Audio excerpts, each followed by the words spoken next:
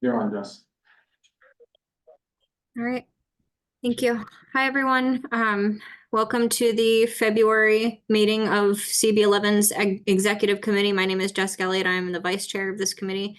This meeting is called to order at 6:36. But should we just start with the roll call, Angel? Sure.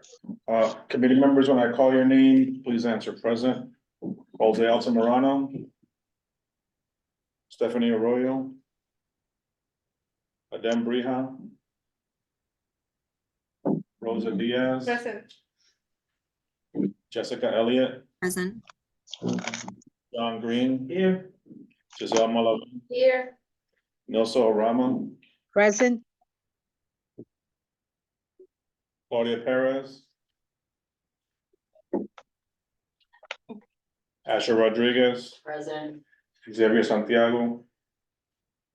Isaac Scott.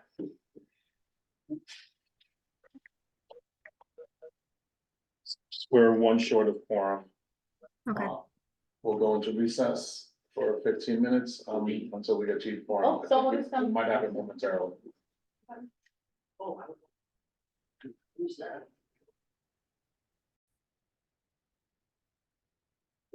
Stephanie Arroyo, Here, present. we have quorum. Great. All right. Let me go to the beginning here. This meeting is called to order at 6:38 p.m. Tonight, we are joined by Angel Muscane, the staff liaison to our committee. In order to conduct an efficient meeting, let's observe a few ground rules. No one may speak until granted the floor. CB11 members, if you have a question about board business or wish to make a motion, please raise your hand and wait to be recognized. Members should not engage in a back and forth discussion. The chair will recognize the next person to speak. Please keep your questions and comments brief and topic to this discussion. Members of the public, if you have a question or a comment about the subjects on the agenda, please raise your hand and wait to be recognized. Oh, we already did that. Sorry. Okay. The agenda for tonight's meeting was distributed ahead of time by the board office and was just posted online. If there is no objection, we'll adopt the agenda as stated. Committee members, if you object to adopting the agenda, you may raise your hand. Seeing no objections, I can't see, but I see no objections. Okay, the agenda for tonight's meeting is adopted. The minutes from our last meeting were distributed to committee members ahead of time by the board office. If there's no objection, we'll adopt the minutes from that meeting. Committee members, if you object to the adopting the minutes, you may raise your hand to be recognized. No hands in the room. Seeing no objections, the minutes from the last meeting are adopted. The meeting minutes of tonight's meeting are being taken by myself. We will now move into our first item of the agenda. Wait 1 second. Which is our Second Avenue Subway Phase 2 progress update with Joe. Thanks for being here, Joe. Thank you for having us. Always a pleasure to be here, and always a pleasure to come talk about some exciting news. So again, thanks to CB11 and the executive committee for having us. I do have a presentation, which I believe I have screen sharing capabilities. Yeah. You do. I'll go through the upfront portion. I'll try to be brief because you all have seen a lot of this over the course of our engagement for the last several years. And the crux of it, what we wanted to talk to everybody about tonight, is the exciting announcement of the fact that we're moving into construction with the award of contract 1 for this project. As I'll get to in our presentation, the project is envisioned to be 4 projects, 4 contracts. And this is the first of which will help clear the way for that heavy civil work down the road. I'm also joined this evening by Kieran Spillane from our Phase 2 Partners team. He's part of the design team that helped not only design contract 1, but the entire project. I also have Michael Fitzpatrick, who is the project CEO for contract 1, and Alex Zamudio that I can see joining us from the general public. So with no further ado, let me jump in to the presentation. Can everybody see my screen? Yes. Did you maximize it, please? Yep. So for those of you who may not know me, my name is Joe O'Donnell. I am the Director of Government and Community Relations for MTA Construction and Development. We are the arm of the MTA who is going to be building the Second Avenue subway. We're here with Community Board 11's Executive Committee tonight to talk about the award of Contract 1, which is an early utility relocation contract and building remediation contract. Most folks are already aware, but for level setting, and so that we're all speaking the same language, Phase 2 is an extension of the Q line, which Phase 1 terminated at 96th Street.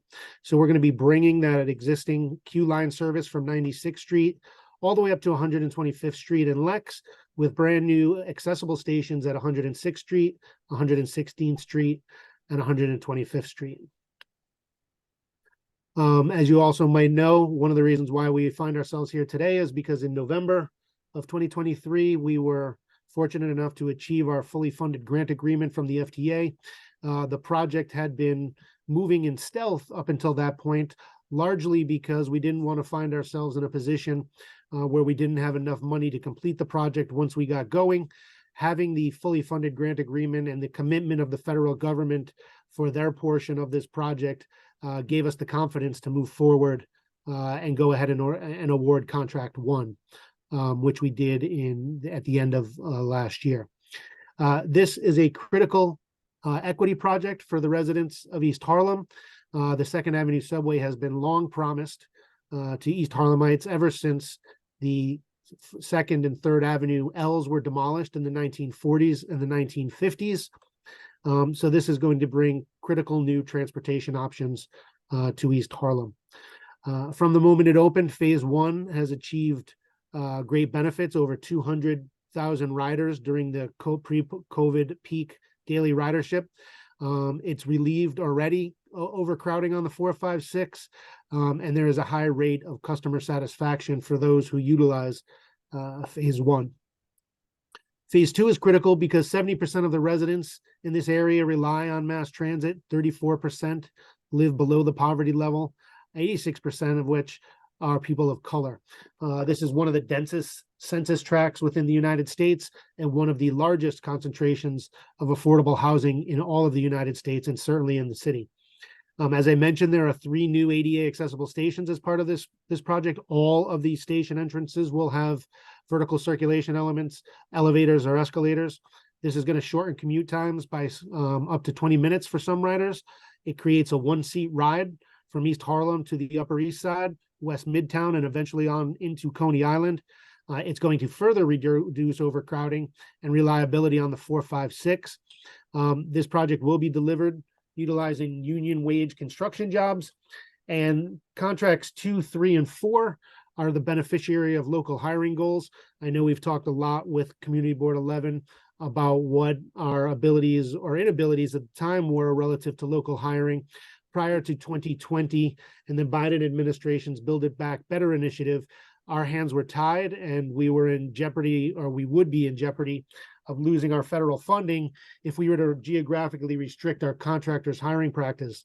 Fast forward to 2020, and now we are able, based on FTA guidance, to include local hiring goals in our future contracts. So contracts 2, 3, and 4, which make up about 98% of the work to be delivered on this project, will include a local hiring goal.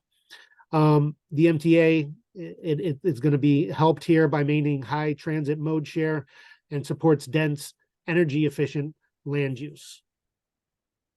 So just to reorient everybody, the Phase 1 tunnels start at approximately 97th Street and go up to 105th Street. Those are the tail tracks. That's the area in black on your screen to the left here. That's where we would lay up or remove trains that are disabled out of service for Phase 1. So what we're going to do is we're going to build a brand new station at 106th Street utilizing cut and cover construction. We're going to have to use cut and cover methodology, which is similar to what folks experienced for the 96th Street station build, because of the depth of the station here, as well as in order to connect to the existing elevation of the Phase 1 tunnels. As you all know, or most of you know from our conversations, we are fortunate that we have a stretch of existing tunnels from a previous iteration of this project back in the 1970s. They actually started work on the Second Avenue subway from 112th Street to 120th. So those tunnels still exist today, and that's going to afford us a great opportunity to minimize impacts at the street level by working from below ground to expand those existing tunnels into the eventual 116th Street station. We're fortunate because there are 2 running tunnels there, as well as a center mezzanine track that'll allow us to build out a platform level and a center platform level for folks to take either the north or southbound trains from 116th Street.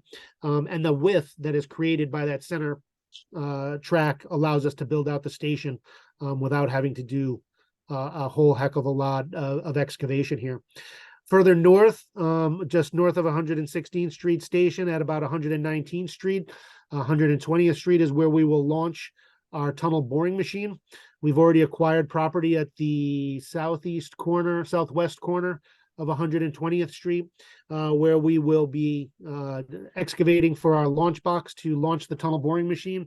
This will be in subsequent contracts 2, 3, and 4. Contract 2 will be the tunnel boring operations. So we will launch the tunnel boring machine from this area.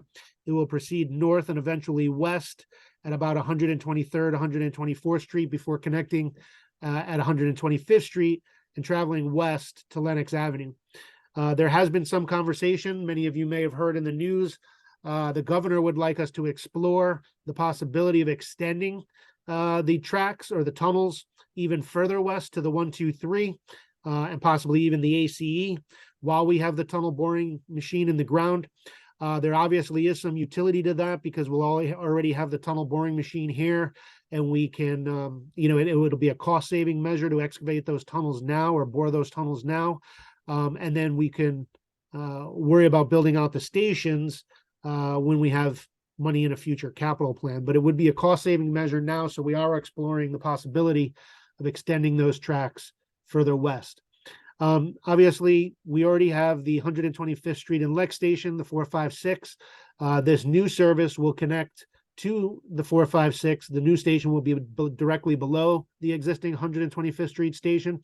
So there will be an entrance at 125th and Lex, as well as an entrance at Park Avenue in direct proximity to the Metro North and the M60. This timeline sort of goes over what I've already talked about already. We had the FFGA finally awarded in November of 2023. In December of 2023, we awarded that early utility relocation contract to CAC Industries, who we'll talk about a little bit in a minute. And then as we look to the future, it will be sometime later this year that we will look to start to award or at least advertise contracts 2 and possibly 3 in 2024, possibly with an award for early in 2025. I should note, just for awareness, that obviously, as you probably have all heard in the news, the MTA is currently going through congestion pricing efforts to implement central business district tolling. A lot of the future work here and on other projects is predicated on money that would be generated and the bonding capacity that would be generated by the ability to implement central business district tolling. We are moving forward with contract 1. We anticipate being able to move forward with our future contracts on this project. But if congestion pricing should not pass, some difficult decisions will need to be made by the MTA as to what projects will or won't move forward. But that is a conversation for another day, and we do have confidence that we will be able to implement congestion pricing. As I mentioned, contract 1 is a utility relocation contract. It's also a building stabilization contract. Alex and our community outreach team, Hector Santana, who many of you all know, have been out and about and meeting with many of the residences and buildings along the contract 1 alignment with our project team and our engineers to understand what buildings would need stabilization in order to withstand any heavy civil construction in proximity to them. So this contract is also going to do that building stabilization. It has been awarded to CAC Industries, as I mentioned. There is a budget of $182 million, including third-party contracts and support costs. I did mention already that the scope of the contract is the underground utilities from 105th Street to 110th Street. One of the lessons learned from phase 1 was that there was a lot of curveballs and unknowns when we got into the underground portions of this work. Despite our best cooperative efforts with our agency partners like DOT, Con Edison, Verizon, DEP. Some of the drawings that we receive are not always up to date. Some of them are 100 years old, so to minimize curveballs and problems that we're going to find when we get into the heavy civil elements of it, we're going to do that early utility work now. If you look on the right-hand side of your screen, top photo, that's what it looks like. That's a rendering of what it looks like underneath 2nd Avenue proper now in this area. So there's a whole host of spaghetti, if you will, underneath the DOT right-of-way in 2nd Avenue. We need to clear that right-of-way and move the utilities off to the side, underneath the sidewalk or off to the right or left of the center of the street, in order to clear the way for that heavy utility work that will follow. And you can see on the bottom hand of the screen here on the right-hand side what we hope to achieve with this early utility work. There will be temporary streetscape modifications, including new bike lanes from 112th Street to 103rd Street. We're going to be relocating the existing 2nd Avenue bike lane over to 1st Avenue. So we're going to modify that 1st Avenue bike lane and make it a two-way bike lane. So that's the first thing that folks will see. Our contractors will be out there and starting to modify that, remove the 2nd Avenue bike lane and modify the 1st Avenue bike lane in preparation for the utility work that's going to come. We're also, in conjunction with that utility work, going to be doing building remediation and strengthening and underpinning in preparation of the future 106th Street station excavation. As you're all aware, most of the station layouts are relatively cookie cutter at the north or south ends of the station, the terminuses, or the east and west. Once we get onto 125th Street, there will be ancillary structures. Those are the blue bubbles that you see on your screen. Those ancillary structures serve as back of the house operations for the stations. It's the power, it's the air handling. They also serve as emergency entrance and egress should it be necessary. These ancillary structures, in large part, serve as the air intake and exhaust for the stations and the tunnels, much like the grading does along the existing subway lines that you see throughout the city. And in yellow, you see our station entrances. Each of these stations will have two entrances, both of which will have ADA accessible elements. For the 106th Street station, which is the primary focus of our discussion tonight, there will be an entrance on the southeast or the northeast corner of 106th Street and the southeast corner of 108th Street. This is a rendering, which some of you may have seen already in some of our interactions, of the 166th Street station. As I've mentioned in the past, this is an artistic rendering, so there may be some subtle changes between what you see on the screen and what is ultimately delivered. But by and large, this is pretty accurate. One of the previous exercises that we went through with the Community Board 11 folks was to show them what our phase one renderings look like, and then what the finished product looked like. And they get it pretty close because they're utilizing our design drawings for these renderings. Another lesson learned from phase one is we had way too many contracts in phase one. As you can see on the left-hand side of the screen, there was over 6 contracts given all of the subsets of the contracts. And that created a lot of confusion at handover. That created a lot of delay from one contractor handing off to the next contractor. It created cascading delays. If a prior contract was delayed, then that ultimately impacted the follow-on contract. So taking a lesson learned from phase one, we've consolidated the phase two contracts into 4 contracts. This first one being utility relocation. As I mentioned, the second contract will be tunnel excavation for the entrances and ancillaries. And then ultimately contract 3 will be the 116th Street station rehab, which is the build out of those existing tunnels, the construction of the 106th Street station box, and then finally the tunnel station fit outs and systems integration, which are the final pieces before we can start to run service for phase 2. At this point, I'm going to turn it over to my colleague, Karen, who's going to walk us through what the utility relocation work will look like, a little bit about the phasing and timeline for that work, some of the things that we've considered as possible impacts and the mitigations, and as well as, the future work. So Karen? Thanks, Joe. Yeah, so I'll just go into a little bit more detail of the overview that Joe provided. So as was mentioned, contract one, the limits are really going to be along 2nd Avenue from 104th Street to 111th Street.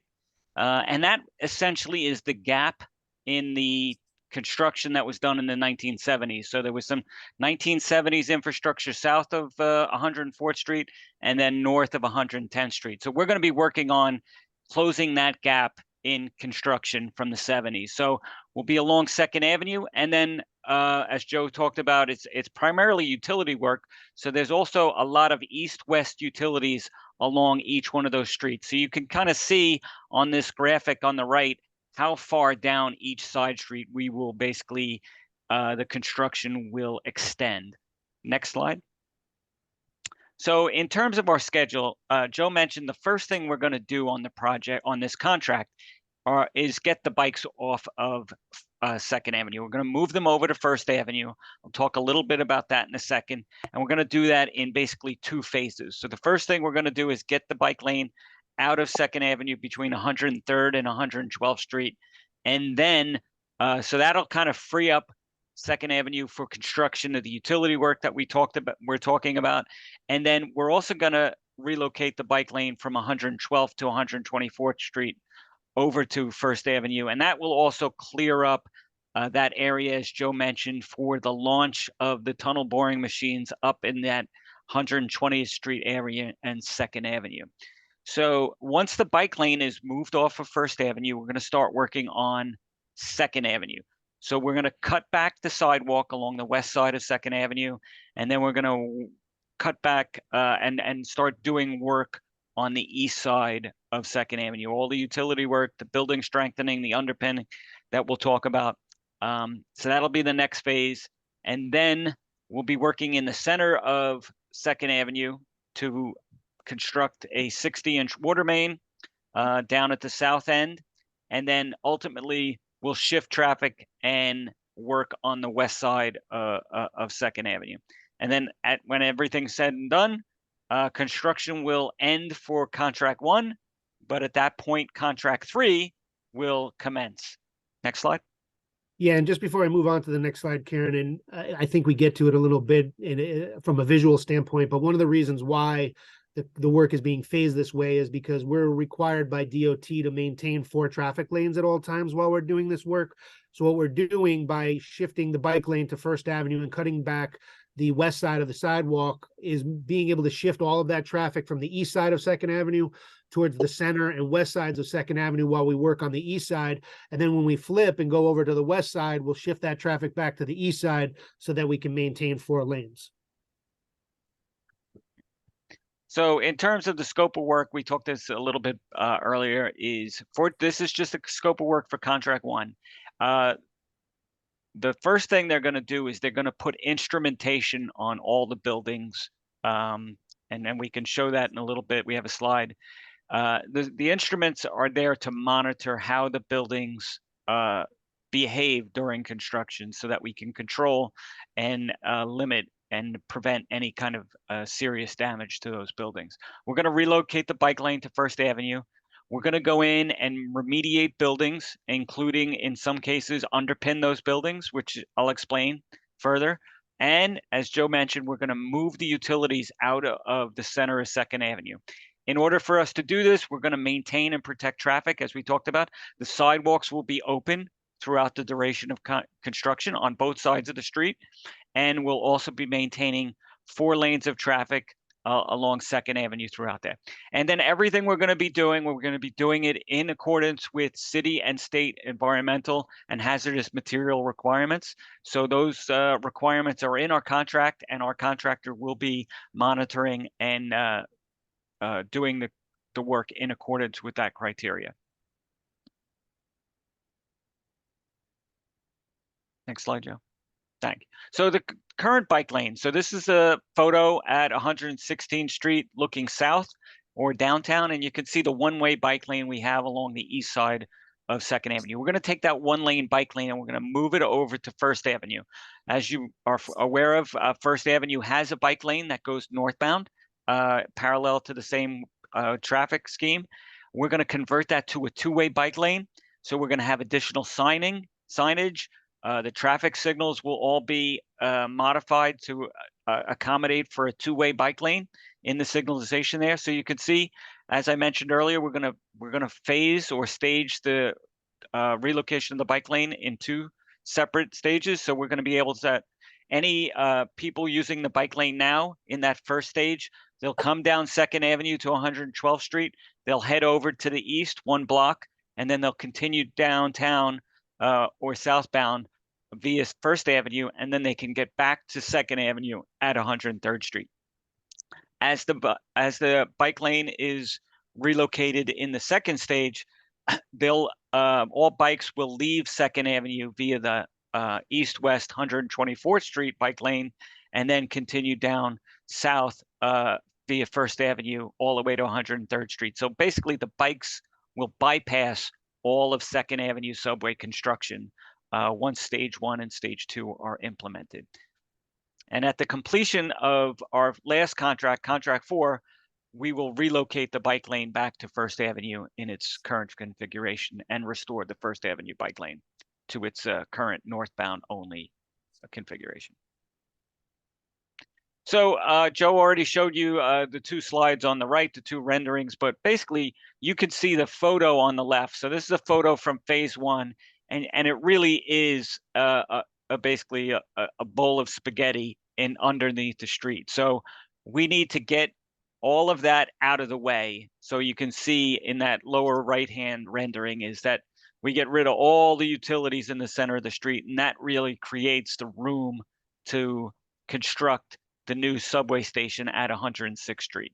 So we get all of that out. We take it basically, some of the utilities are permanent in nature. So we will take the sewer and the water lines, and we will relocate them permanently under the sidewalk. There'll be a sewer along the west side, under the west sidewalk, as well as a water main providing services to all the adjacent buildings. And there'll be a similar water main and sewer on the east side. And then over top of that, in a temporary manner, we'll be providing electric, gas, and telecommunication services under the sidewalk. And then ultimately, those facilities will be reconstructed under 2nd Avenue above the new subway station when that's constructed in our contract 3. Next slide. Okay, as I mentioned, we're going to maintain traffic, and Joe elaborated on this a little bit. So along 2nd Avenue, at all times, we're going to have 4 lanes. And one of those lanes is going to be an 11-foot wide lane to accommodate the bus and combined traffic. And then we'll have 3 10-foot wide lanes throughout the duration of the project area. At the major cross street, which in this area is 106th Street, we will have a 13-foot wide lane. So that way that provides for trucks, buses, and also emergency services can get around stopped vehicles. And also we will provide a separate left turn lane at 2nd Avenue. And then all the other cross streets, we will be providing that 13-foot wide bike travel lane throughout the duration of construction. Along the east and west sides of 2nd Avenue, we will be maintaining a 7-foot wide sidewalk for pedestrians, and access to all buildings and commercial businesses will be maintained at all times. So in addition to the MPT, what we call certain mitigations, we've been working with the Department of Education and DOT so that we have accommodations at the numerous schools that are in the project area. So basically for school bus loading and unloading, school staff parking, and then also, of course, maintaining access and operations of those schools. We will be maintaining bus stops, and I have a slide to elaborate on that. Also, garbage pickup for both residential and commercial will be maintained. We will also have commercial loading zones throughout the duration of construction. I talked about the bike lane getting moved to First Avenue. And then, of course, we're maintaining access as well as not only for the residents, the businesses, but also for emergency personnel. And so any hydrants, building standpipes will remain accessible to the FDNY. And then we will have a certain amount of pedestrian managers. And then, of course, we will be maintaining safety and the community relations for all those pedestrians. So just a little look at the bus stops. Obviously, when we're working along Second Avenue, there'll be construction that will take place where the existing bus stops are. So we do have one select bus service stop. We will be relocating that to the south end of the project, just outside the work limits. So the SBS bus stop will be moved, but all the other local bus stops will be maintained. So you can see we'll either be maintaining the bus stop at the near end of the intersection, which is on the left side. When work commences in that area, we'll move the bus stop to mid-block. And then there are other instances where the bus stop is located on the far end of the intersection as the right stand. So we'll be either maintaining that, and then when work commences in that area, we'll be shifting that bus stop to mid-block as shown in the middle of the screen. So as I said, school staff parking during construction will be maintained. So right now there's a number of schools, especially along 109th Street, where there's significant staff parking right now. And we will, along the area of 109th Street, close to 2nd Avenue, we will be doing some significant utility work in that area, and we will be disrupting the staff parking. As a result, we've worked with DOT and DOE, and we've identified a number of parking spots that we will be providing during construction. And then you can see the summary there on the right-hand side.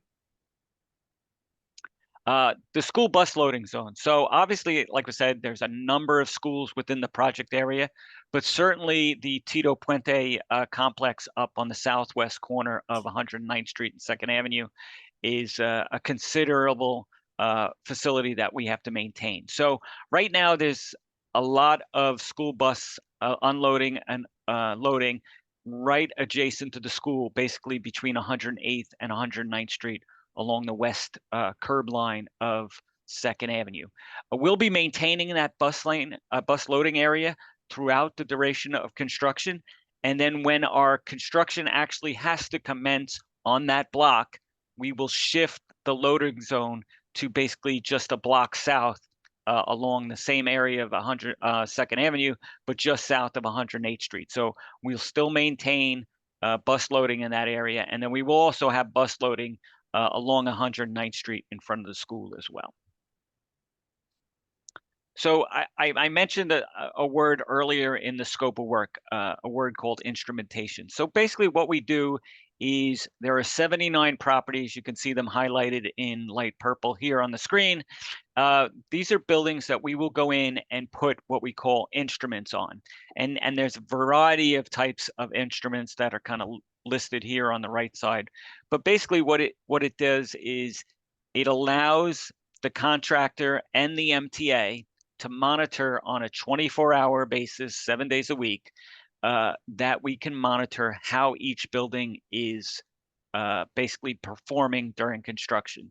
And what we want to make sure that we have here, and we have very robust requirements in the contract documents that basically say we have two limits of movement for the building. So we have what's called an alert level, which basically says, all right, this building is moving in some type of direction. And what that will do is it'll alert everybody, will stop, pause, determine what's going on, and then we can make an adjustment or a correction factor in our means and methods of construction, and basically halt any movement of that building.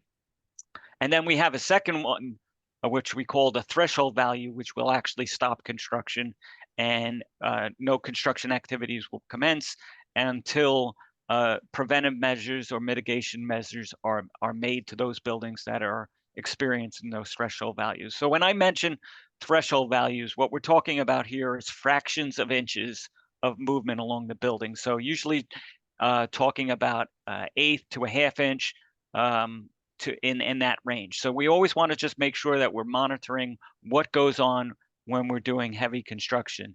So we get these monitors in place before contract one starts, so we can monitor it during contract one, which is, as been talked about, are doing basically excavations to put the sewers, water mains, etc. Those excavations are anywhere between 15 to 20 feet deep. And then those instruments will also be in place during contract 3 when we're actually building the subway station out in 2nd Avenue. And that excavation is more along the lines of 45 to 50 feet deep. So we have very robust processes in place to monitor and control any impacts to the buildings. Next slide. So we're also, like I said, contract 1, it'll be doing some significant building remediation and alterations as well as underpinning. You can see those buildings highlighted here in either gray or with red and some blue asterisks showing out the variety of work in here. And so what we really want to do is we see that there's certain buildings that may have some deficiencies. So what we want to go in there, we want to strengthen those buildings, do some alterations to make sure that the building is in a much better condition to basically not experience any of those undue effects that are related to excavation out in 2nd Avenue. So some of those alterations we talk about are getting building vaults out of the way, cellar door entrances reconfigured so that we can actually go ahead and put those utilities under the sidewalk, as we earlier mentioned. We're also going to do underpinning along 3 blocks, what you can see in those red hatched areas, 2 along the west side and 1 on the east side. And we'll go to the next slide where we talk a little bit about what that underpinning means. So underpinning means we take the existing building foundation, and those building foundations are at basement level, right? So they're about 12 to 15 feet deep. So what we want to do, since we are going to excavate deeper than the existing foundations on those buildings, what we do is we basically extend down those foundations to an elevation that is deeper than our excavation that we're going to do adjacent to it. So what we do is we're going to drill new piles adjacent to the existing foundation. We're going to install steel brackets at the top of those piles, and we're going to connect those brackets to the original foundations. And then what we do is we use a process called jacking the loads. So we basically install jacks and we transfer the load from the existing foundation onto the new underpinned foundations. And then we take the jacks out, and now the building is sitting on the existing foundations, which the existing foundations are now sitting on the new foundations that we will be installing in this contract. And we've been doing all this coordination with each individual property owner, as well as the agencies you see here, but significantly the City Department of Buildings.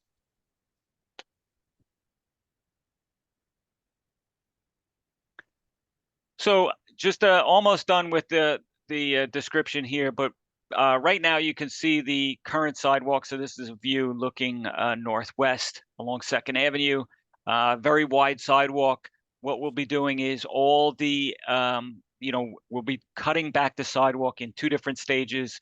The first thing we'll do is cut it back to 10 feet in width, which you'll see on the next slide. And in order for us to do that, we will be removing all the street appurtenances that are out in the sidewalk right now. There'll be some trees to be removed. Those trees will be restored at the end of all 2nd Avenue subway construction. The street furniture that we will be removing, things like trash cans, etc., and then as well as traffic lights and street lights and signage that you see there. Any other private encroachments will also be removed through the DOT process, and then we'll be reconstructing some utility vaults and cellar door entrances that will then allow us to cut back the sidewalk to 7 feet in width. And that 7-foot width will stay in place during not only the remainder of contract 1, but the remainder of contract 3 as well for the subway construction. Back to you, Joe. Thanks, Karen. And as you all know, we are dedicated, the MTA and the project are dedicated to keeping you informed about this project.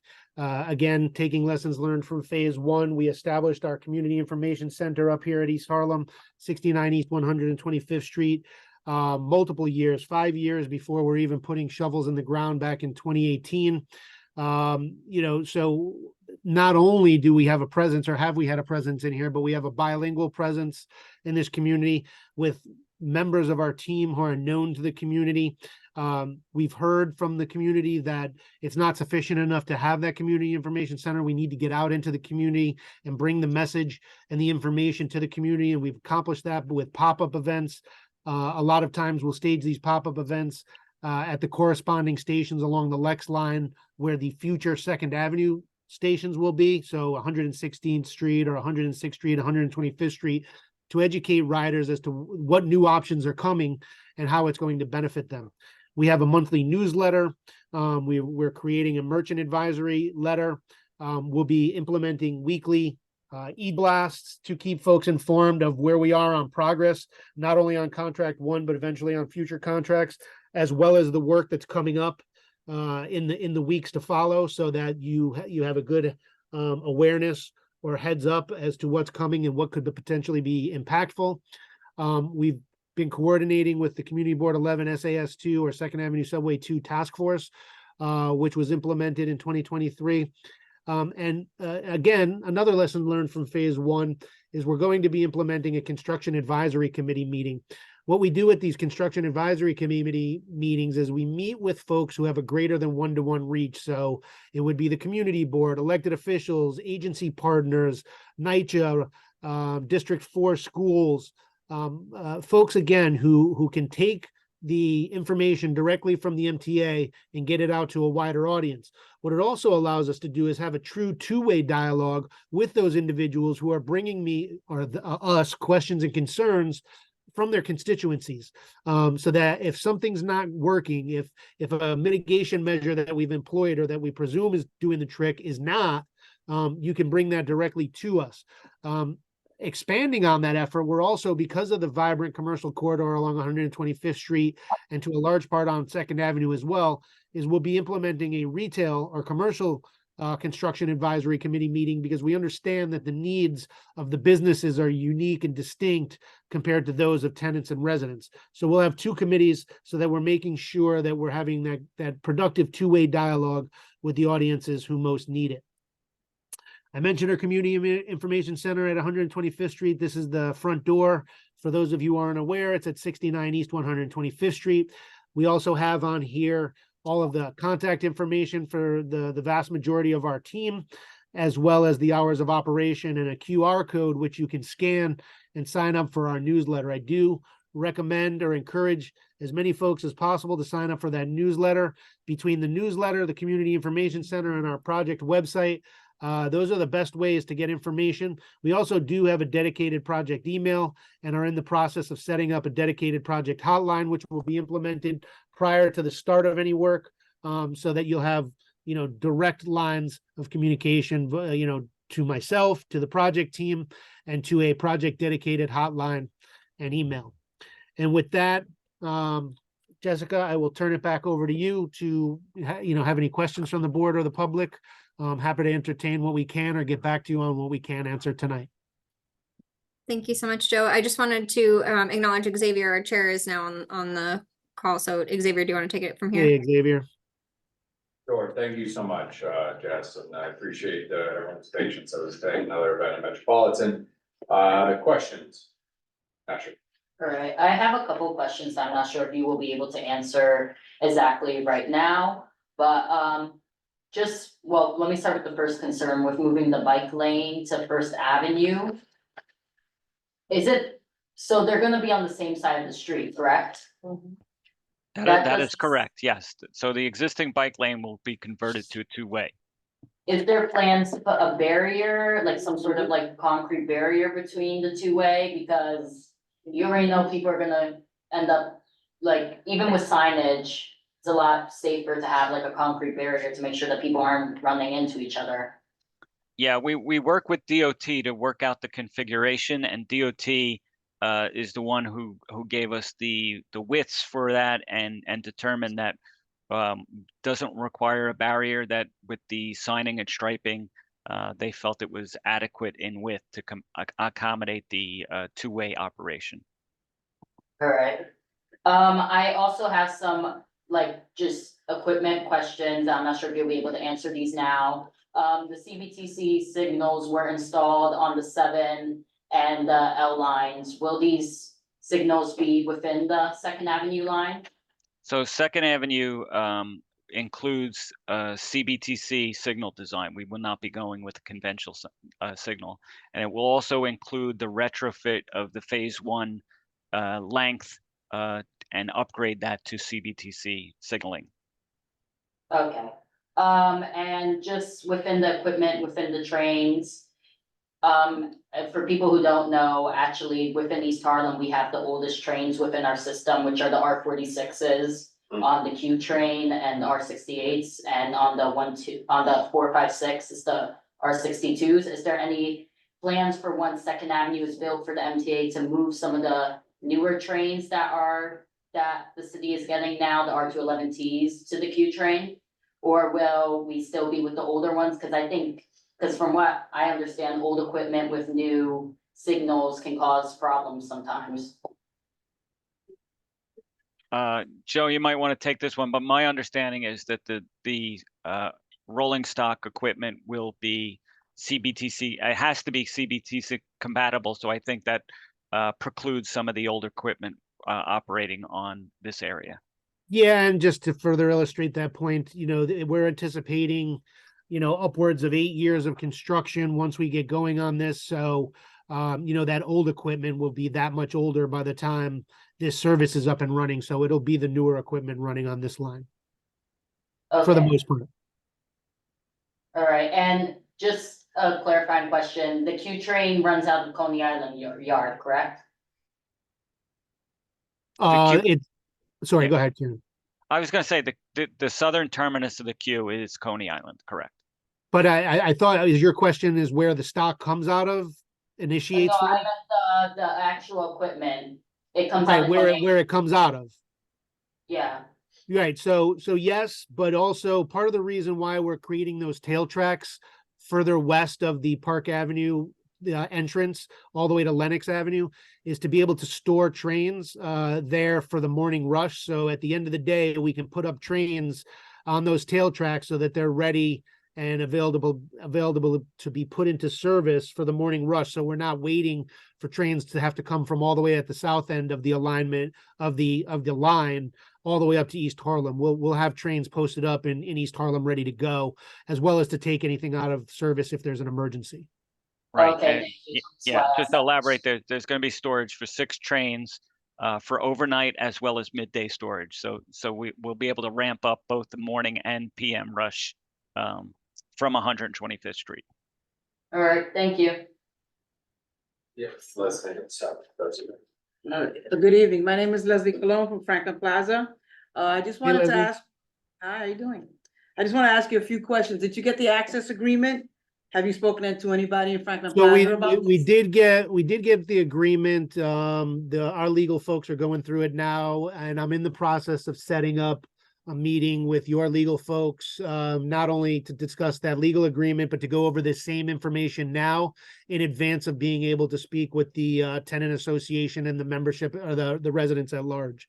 So those conversations are underway. Okay, and you got so you're in the process of getting the court order as well? To have access to our property? So the legal agreement doesn't require a court order. That'll be, the court order is, or the eminent domain process is to acquire the parcels or the land that we actually need in order to implement that northern entrance. But that's not for a while yet. That's for future contracts. We have initiated those eminent domain proceedings, but the access agreements now are for instrumentation for monitoring, and for access to the property. I see that. Now you had, the illustration was there for 108th Street, Correct. the northern part historically, and all the other stations that you have there. All the second accesses are south of the main entrance. As I stated many times, there's a gas line, there's two above ground gas plants right at that location. I am very concerned about a gas leak happening while all this is going on, all this construction. Historically, we've had a gas leak right here, around, right up the block on 117 where the whole building exploded. My concern is in Franklin Plaza, on both sides of the street, we have a gas plant. Where you decide to cut and cover or you start to do the sidewalk on the west side, there's also a gas plant there.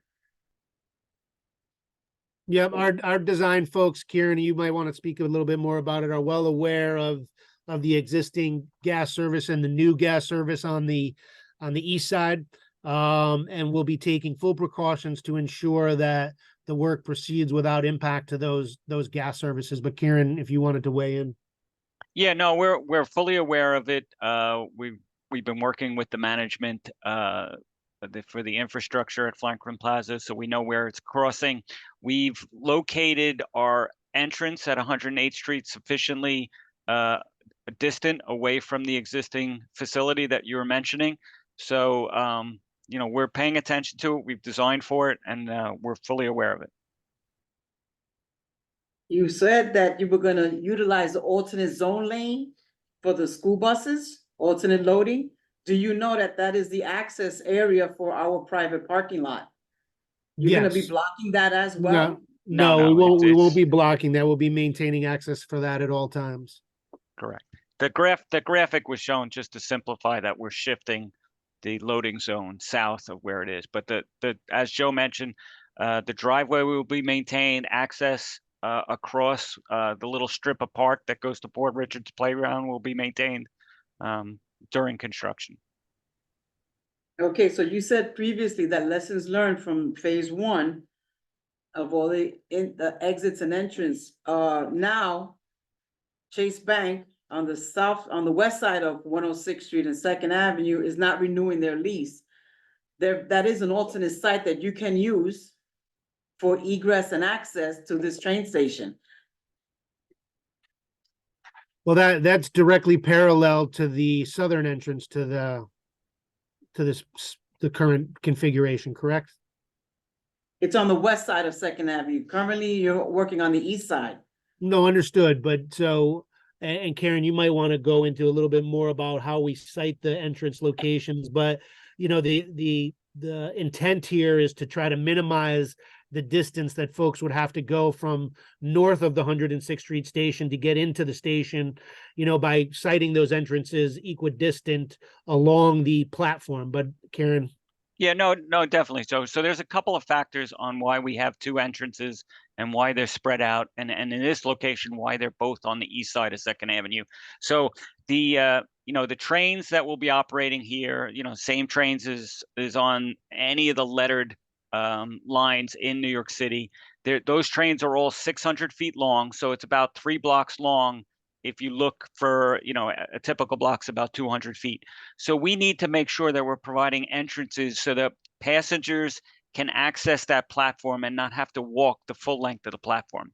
We're also providing, each entrance will be ADA accessible with an elevator. So that's really why we have an entrance at 106 and a second entrance at 108 in this case. So we have basically, they're spread out about 400 feet. In addition, why this site across the street that you're mentioning on the west side of Second Avenue, where that Chase Bank is, that there's a very large telecommunications duct bank that's underneath the existing west sidewalk. So that a telecommunications duct bank is something that is extremely expensive and long duration to relocate or reconstruct. So that is why you will see all the entrances for phase two are on the east side of the sidewalk so that we can avoid that significant existing utility infrastructure. Right, but Chase Bank is not renewing their lease, so that area will be empty. No, And but you can- we would have to get, basically that telecommunications duct bank is in the way of utilizing anything where that Chase Bank is.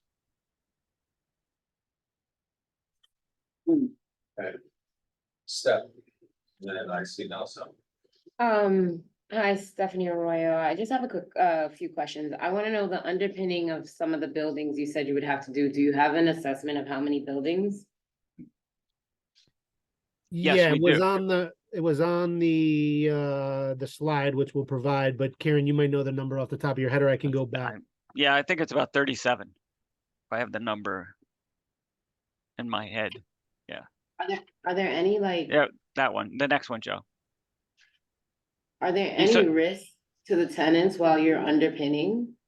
Or do No. tenants need to be moved while that's happening? No, so we're not displacing any tenants temporarily or permanently to do the underpinning work. So it's basically what we do is in front of the building on the sidewalk, we excavate a small pit. We'll have a machine out there. The machine will be positioned so that we maintain access to each building and each both for commercial and residential areas. And so at that pit, the workers will be there. They'll expose a very small portion of the existing foundation. They'll drill the pile, and then they'll they'll install a bracket, transfer the load to that single pile. So it moves in a very sequential way up the street. So at any one time, we only have a very small excavation associated with or adjacent to each building. Got you. And then you said you're removing the trees when you're doing the work, obviously, and then when you come back, you're gonna replace those trees. But we did a study back in 2019 that like Second Avenue has no trees, and that's why it's like the hottest avenue to have. So that's something that like you guys can look into and maybe adding more trees. Right. So what we'll do is at the end of construction, basically when the subway line is open for service, we have an agreement with Department of Parks to put back trees in accordance with their standards. And I believe the standard is about 2-to-1 ratio.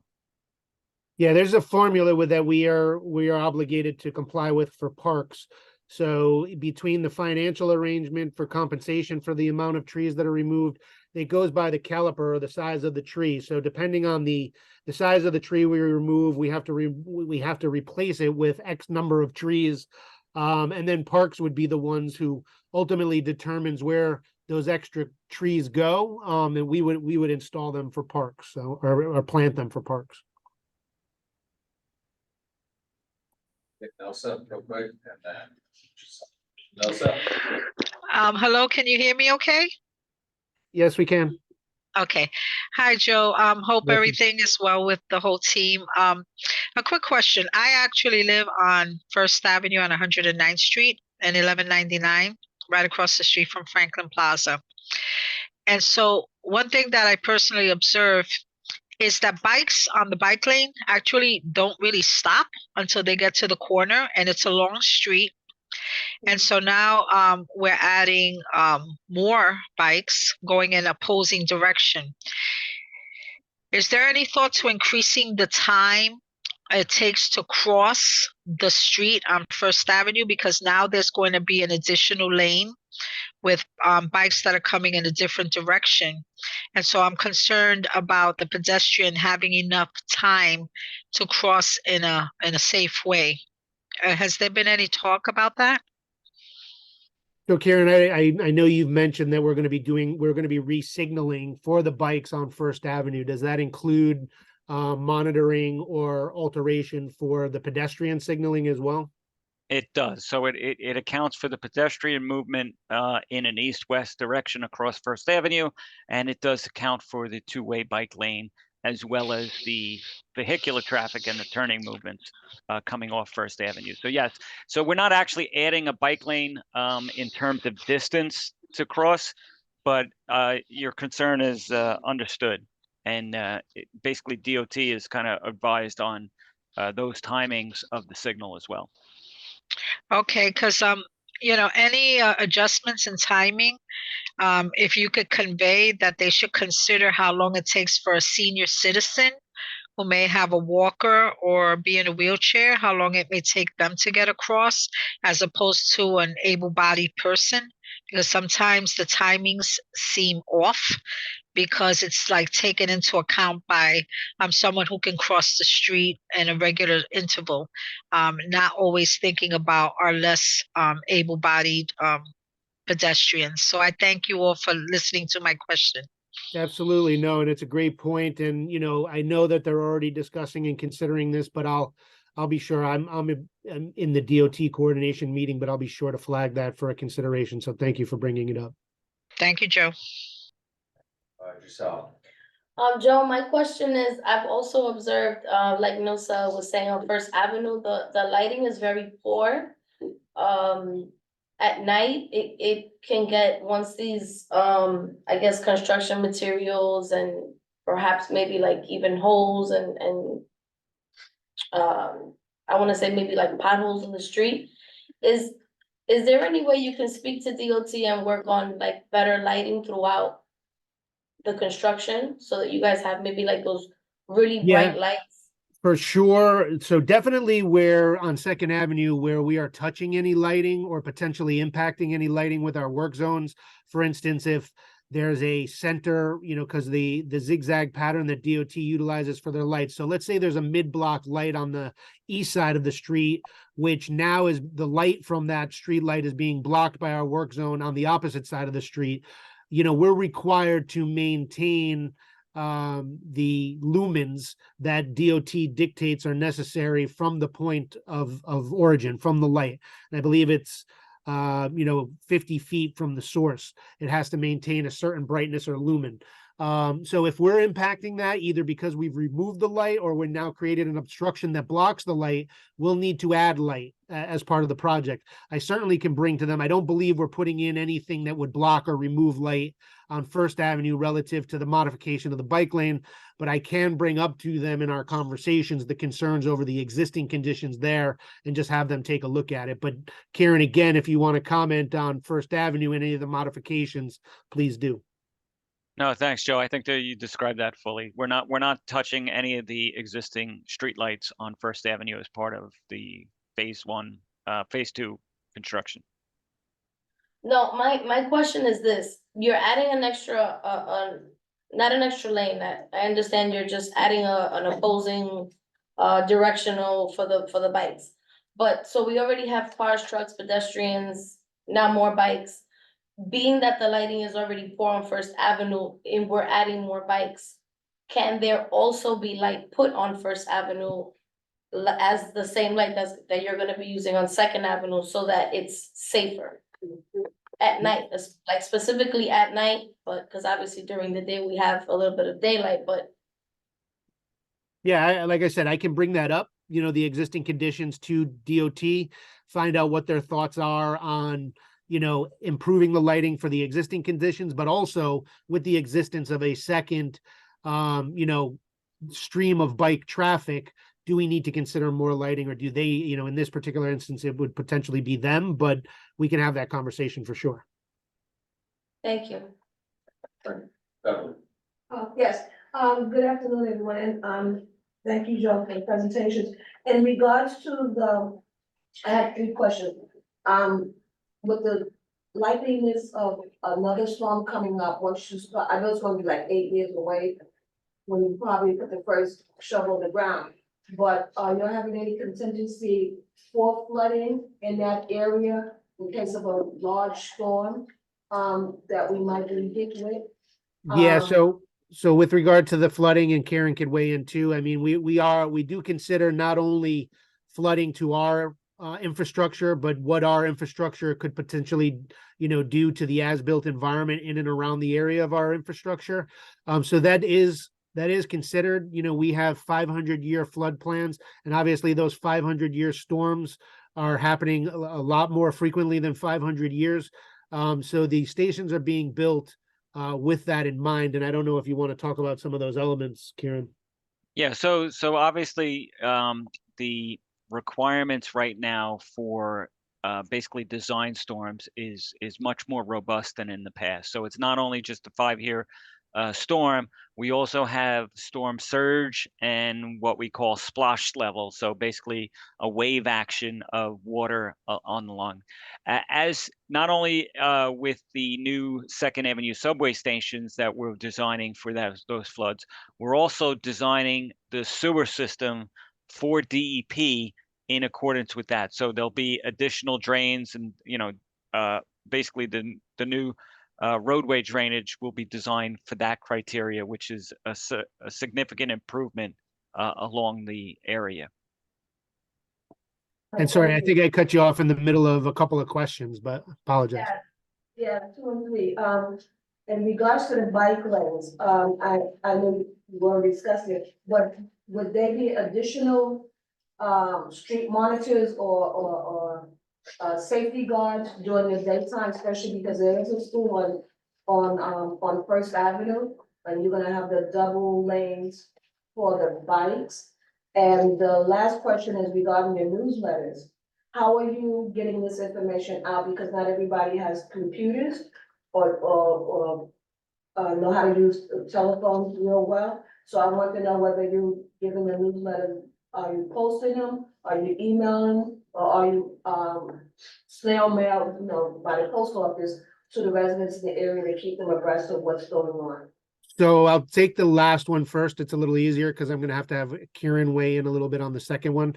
But with regard to the newsletters, we send them out via email blast to those folks who have signed up and indicated they want them, want to be kept informed. We also send them to the community board and our elected officials and ask that they post and send them out to their respective lists so that we can, again, get the word out to as many folks as possible. Similarly, we send them to the schools and to the NYCHA establishments. In the past, we've worked with the Franklin Plaza board to get them the information as well.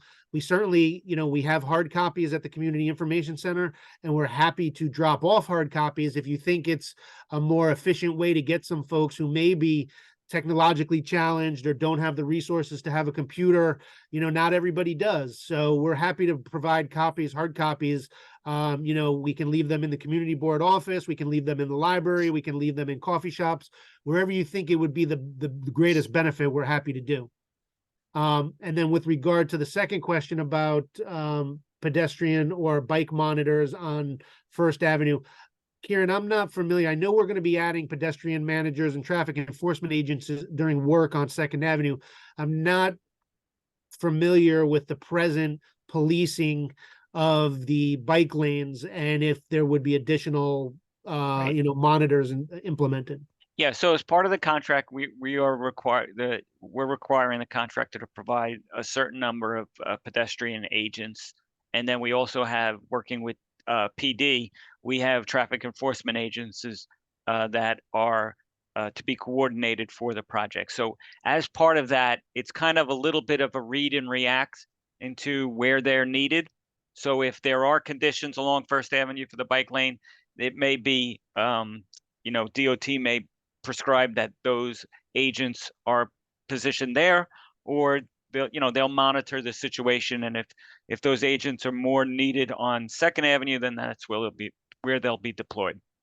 One of the things that we're going to have as part of this project that we had on phase 1 is the Good Neighbor Initiative. And what that does is it takes our community outreach team, the contractor, and the project team, and they walk for quality of life issues along all of the construction. And in this particular case, it'll have to be First Avenue too, to see how things are working on the First Avenue modified bike lane. So if we're getting feedback from the community and we're seeing on our walks that something's not working there, it's great to know, Karen, and thank you, because I didn't even know that myself, was that I knew we had a pool of resources in terms of the pedestrian managers and traffic enforcement agents, but I didn't know that we could reallocate them as needed to First Avenue. So that's a great option to have. So good intel there. Thank you very much. If there are no other questions.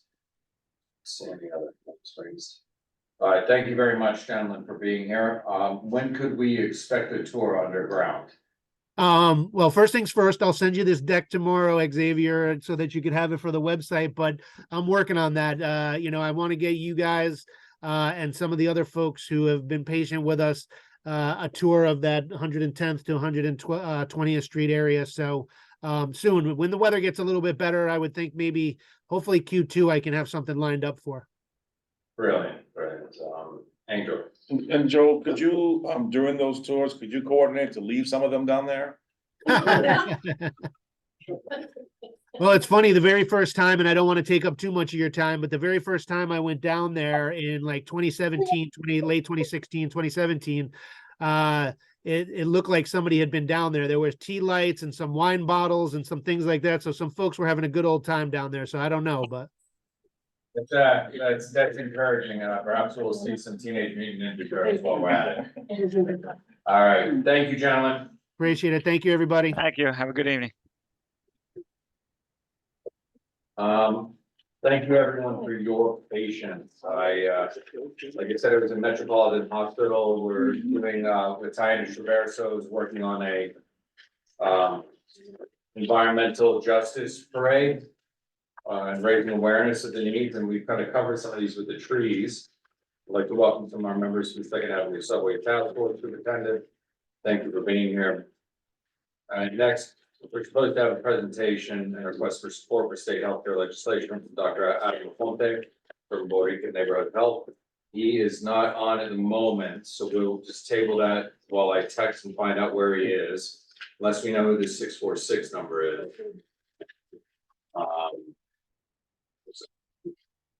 Do we know who the 646 number is, Nathan?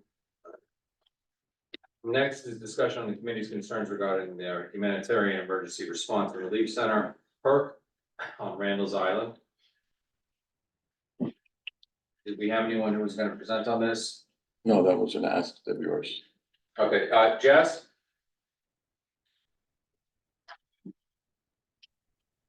Great. Hi, everyone. I don't have much to say on this other than we were contacted by Randall's Island. Obviously, the HERC facility for migrants is located on Randall's Island. There has been no sort of timeline as to how long it's going to be there. And, you know, I think it's like 3,000 people. You know, Randall's Island has been maintaining the operations of the park throughout, you know, trying to be helpful to the city as they're, you know, dealing with this crisis. And they want to be good neighbors, but have experienced a few issues recently that you all may have heard about on the news, but some unfortunate situations with, you know, sexual assault and sorry, someone's calling me, sexual assault and unfortunately murder. So Randall's Island has had, you know, a great partnership with NYPD, and I think is just asking for the community board's support for a petition that they are doing to get to ask for the removal of the HERC, essentially to find another location so that they can, you know, have their space back and, you know, provide a safe environment and yeah, so there's a petition. We talked about it as a Environment, Open Space and Parks Committee. I think Randall's Island has been a great partner to us as a community board, and we definitely would want to support them in their asks. I think obviously the concern is, where does the HERC go?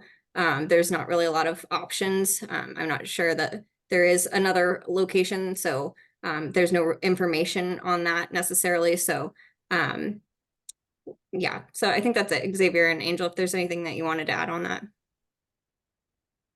Angel, anything you'd like? So this was brought here to this committee because they had the discussion with RIPA and they go forward I don't know, do you remember the amount, Jess, how many billions of dollars onto the island to revitalize? And so it's been quite a sizable investment. They're not beyond empathy. I think that their challenge is that how the situation has devolved, what we can do. I think we kind of they've hit a point of they don't see an exit strategy for the city. I think the city doesn't see an exit strategy because the state doesn't see an exit strategy because of the federal government. And the question becomes, where does the buck stop? And they have been circulating this petition, and as I shared with them, my own kids who play soccer were not able to play a couple weekends. I think their challenge is that it's more the way the island is being treated by the residents who are there, how it's in disarray. I think that's where they're a bit flummoxed, and that it doesn't seem to be that exit strategy. And also too, when I went to attend the 2-5 yesterday, CEO Masonette said that most of the stats that are up are because of Randall's Island. He says that's what's causing an upward tick, and they've been able to actually carve out which are on the island versus here. Again, it's about how do they handle everything, the complaints with the mopeds and the e-bikes on the bridge going back and forth, and yeah, so.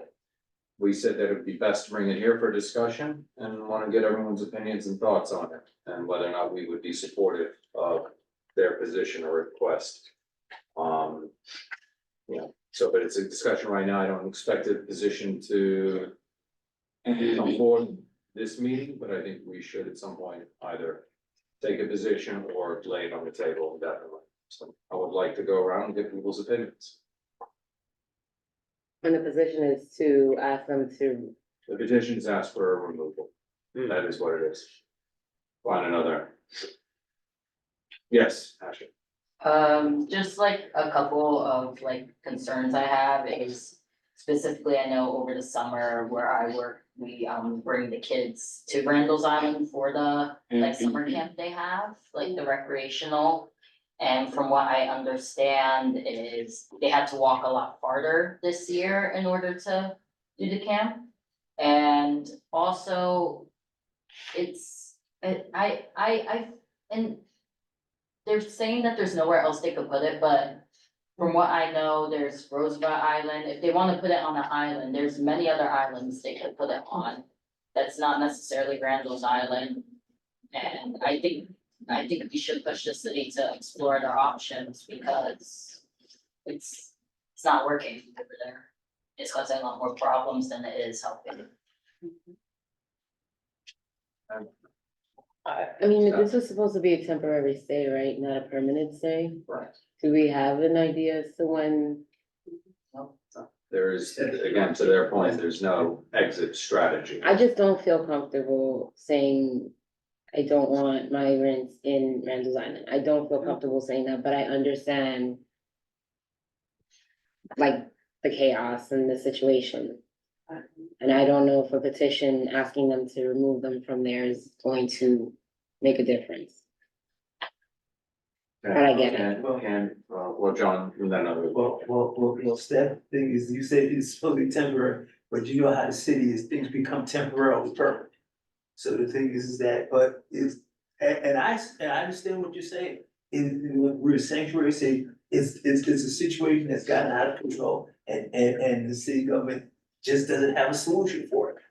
But having a solution, asking migrants to be removed, I agree with this, is not a good idea. Well, I think also part of the problem is the living conditions aren't the best over there right now. Correct. And that's another thing, and that's also contributing to the chaos. Cause it's cold. And I don't know what type of heating they have over there, They were complaining just a month ago that they had no clothes. Yeah, no what? No clothes to keep them warm, and they have to walk so far to use the bathrooms in the middle of the cold. I think regardless of whether we want them on the island or not, an island isn't the best place to put people. It's inhumane in a way. Candy. Isn't there a way that we can, have a meeting with both city, state, and federal? Have our representatives hear us out as a community residents, community board members? You know, it has to be a meeting that is set aside where they have to hear our concerns, and they would, if they're not talking to each other right now, they still don't have to speak to each other at some point. The fact that that's affecting our community, right? And then it's also, they need to speak to us, just like we have a lot of questions, they need to respond to us, because we have to respond to the public just the same. You know, that is in our district area, so we need to have them to just have a day. You call it and invite them and say, hey, our board members would like to hear from you. What is your plan? Whether you have one or you don't have one, well, then guess what? We have a problem, but this is the solution that we can all work together to make it happen. Because at the end of the day, people are getting hurt. We're losing out space, where there's not enough recreational space. Randall's Island, I used to go there, that was my playground when I was growing up. You know, that it was easy for me to just get on my bike and go over there. But now we can't even go to the pier to even get to the island or do anything. I mean, we as residents are being restricted to enjoy an area that we once had opportunities to do so. And we don't have that anymore. And off the backs of who? Because people don't want to speak to each other and they're our representatives. And then we're here supposed to be representing the community as well. So they have to come down. Then if nobody wants to speak to each other, then break that gap and bring everybody together. And bridge that together so like that we can all 52 members, you know, and residents as well, but they need to hear what we have to say in an orderly fashion. Right, because it has to be in an orderly fashion, because everybody's gonna be passionate about this. This is a hot issue, but it's in our back street, and we're not saying no, and we're not saying yes, but we wanna know what's going on. And if you don't know, well, then this is what we have a solution there. You know, because if they don't have one, then we should have one. Yeah. I mean, wouldn't be, potentially better compromise be to say to reduce the number that are there and find, so we're not saying like we don't want anybody there. But I mean, I can imagine any site that we would, if this is too many people here and we move it to another site, that's gonna be a problem there. I don't know anywhere in the city that's not gonna be a problem. And it just, I think it comes back to just fair share. And, you know, we don't wanna say we don't wanna help people, you know, but I don't think it's our burden to help everybody. New York City is a sanctuary city. That's New York City, not East Harlem, right? We're part of that, so we should take on some of it. We don't need to take on all of it. So if the petition is worded to say remove everybody, I think that's poorly worded. Yeah, right. But I think it might be something to say that we, you know, our resources are being stretched. It's a big impact, and maybe reducing the number and finding alternate sites for some would be possibly a better solution. So, one thing to share, if you recall that, they were gonna cite the condominium in Central Harlem that was reported on the house. Huh? Yeah, and the community pushed back and now they're stopped that plan and now they're gonna focus on affordable housing. So I think it begs the question on, you know, to what your point is about, and all I ask is for this committee to talk and strategize and what your thoughts are on it. I obviously, like we've said in the call when we had with Ripa, is that we're not without empathy at all. We're absolutely with empathy. We feel the plight. It's an awful situation that's thrust upon the city, and we don't have the resources. And we see people struggling, and that hurts all of us to the core. And then how do we balance everything that we've invested in? So it's a really rubbish position to be in, but for us to find what is a tenable solution, this is what they presented. I've heard some comments, I want to hear from some others.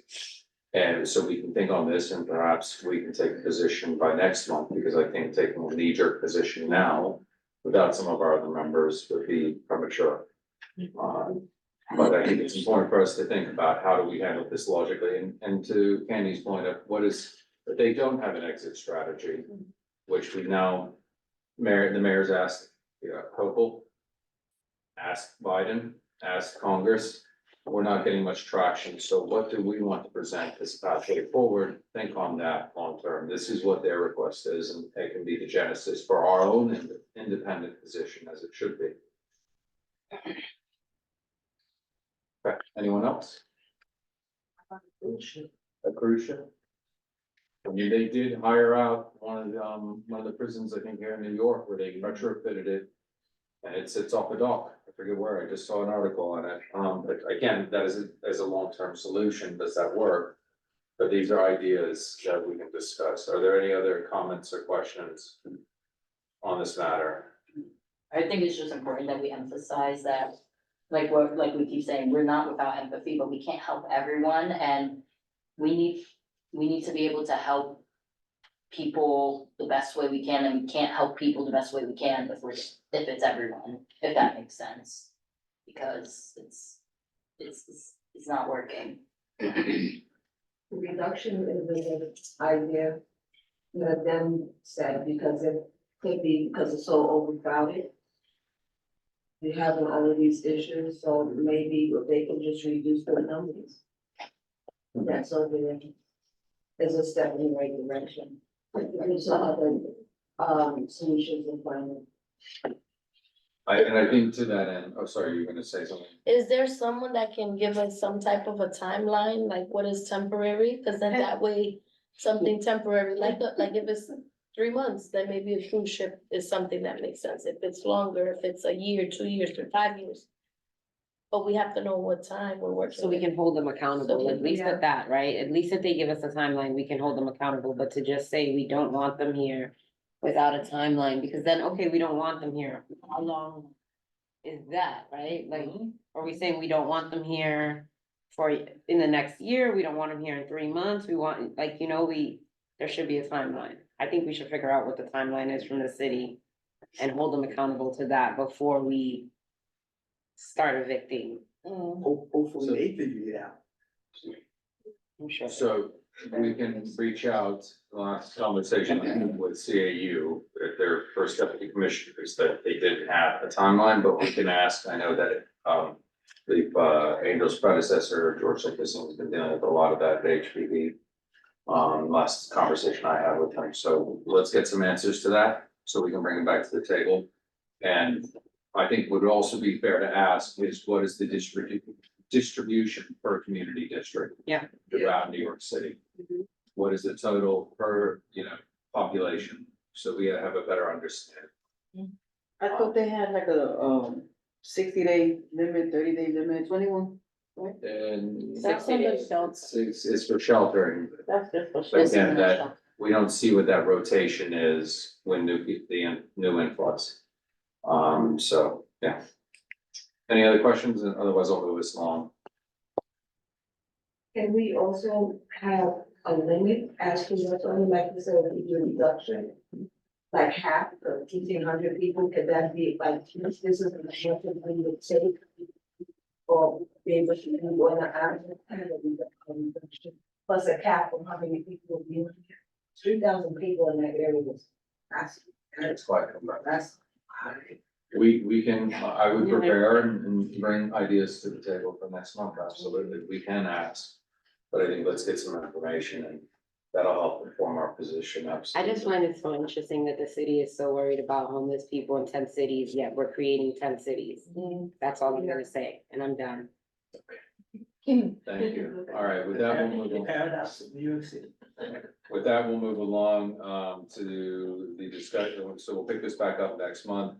Discussion and vote on the response to the mayor's fiscal year 2025 prelim budgets. Angel and Steph will get this off.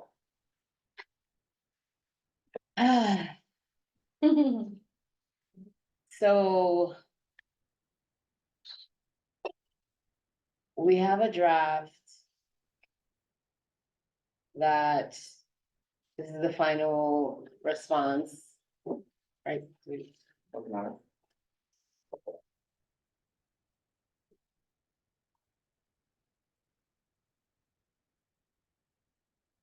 For our 20 to 25 fiscal year. This is going to be our preliminary response, the preliminary response from the community board to the mayor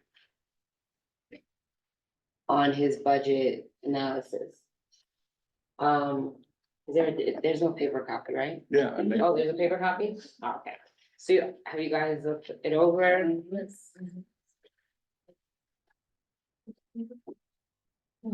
I will say that unfortunately. We do have something from housing? We do have it. Yeah. Okay, never mind. For the last page on the bottom. Take it back. Housing Authority?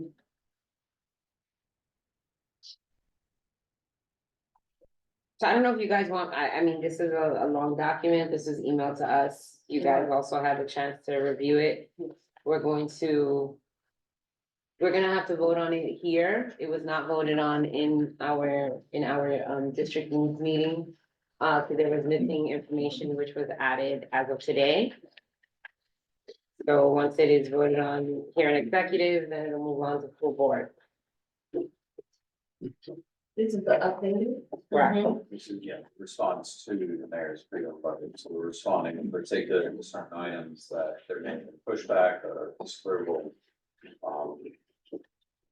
So. Which, as we last heard, the mayor said there are not gonna be any cuts, they found the money. Well, it wasn't under my mattress, I can tell you. Quick question, does anyone know if with these cutbacks, because the libraries that were closed on Sundays, does this reinstate them opening on Sundays? I didn't see anything on that, but if there's, he said that a lot of the budget cuts were, he was rolling them back, so I'm assuming the library is part of that. We I propose, can, I'm sorry, it was proposed in Actually, our statement, it is proposed in our statement, because as of yesterday, we were still under the presumption that there were cuts. So we proposed those cuts not to happen, but if that is the actual case, I don't know, I can find out for you guys know. Cause I know that they're doing repairs to the library on 110th. And there was only 9 libraries out of the 90 were open on Sunday, so that, and one of them is in Manhattan, so that's why I was asking that. in our statement, we added, we put that in our New York Public Library, because that's our committee, and we put, for the opening 7 days. Yeah. So we definitely advocated for that. Any other questions? I have a question. Yes, Jess. I just wanted to get a sense of, Stephanie, if you could help me understand, because I filled this in, for the Environment and Open Space and Parks Committee. But, you know, how is the participation with the, vice chairs, and, what of this has been updated from the previous year? And, you know, just for general overview would be helpful. Thanks so much. So I'm sorry, so your question is which of the committees were engaged, or? Yeah, just like the overall participation, but also like which of these sections have changed and been updated, like from the previous year? So there was an update on the Department of Education, because there was information on the 3K program that was being cut. There was also an update on the information provided from your committee. There was an update on that on the Parks Department. I believe the ones that pretty much stood the same was coming from our housing groups, which would have been Housing Authority and HPD. That pretty much stood the same from last year. There was not much information provided or updates from the committees. So that pretty much stood the same overall. Thank you for the update. Okay. Beth? Yeah, maybe a couple of, yeah. What, I guess I'm addressing to, Chair Green and Stephanie in regards to the housing HPD, can anything else be considered to be added to that? As far as the question, no. No, not to the, because I mean, to the statement, because it's dealing with some of the requests. It's like, speaking about one of the requests that we asked for in regarding to the tow buildings. And I was just wondering whether another paragraph can be put in the statement regarding the request for the tow buildings. Basically, providing funding for the tow program, basically. Is that what you mean? Yeah, I put that in the chart. And for them to respond, but I would like to consider it being also part of this final statement. to put it on your radar because the documents that I've been going through, HPD has not been funding the tow program for several years. I just looked at one of the plans and where they give you the number amount. It was at zero when they had the line number for the sales program at $0. Yeah. And then this year, it's -1. I didn't even think it was until a -1. It was a -1. So if we don't put this in front of them, because home ownership is very low in this community and it should be increased. The tow program is already in the city's toolbox, as they like to use. That can be, that would give home ownership to low income families the opportunities, which have been missed for decades, since almost back to the 30s. So, Affordable housing. so here's my question. My question is, and I didn't see this, I didn't look at this in the mayor's preliminary, but in the mayor's preliminary, is there cuts to HPD where it comes from, where it's cuts on programs that this program is funded from? No, they're just not funded. They channeling all the money to the agency people. That's what. But isn't the ANCP program what took over the SIP program? It's a second program, but it's not the program that the tenants have, that it's like it's forced on them. It's very much more expensive than the tow program, because after the building has been done, the tenants of that association takes on the mortgage. There was never a mortgage for these buildings. The tow program in itself was for low income and giving people the opportunity for home ownership. These tenants have worked in these buildings since the 1970s. Do we have a request? Do we have a request to HPD for the SIP program? Yes. And what's their response on our budget request?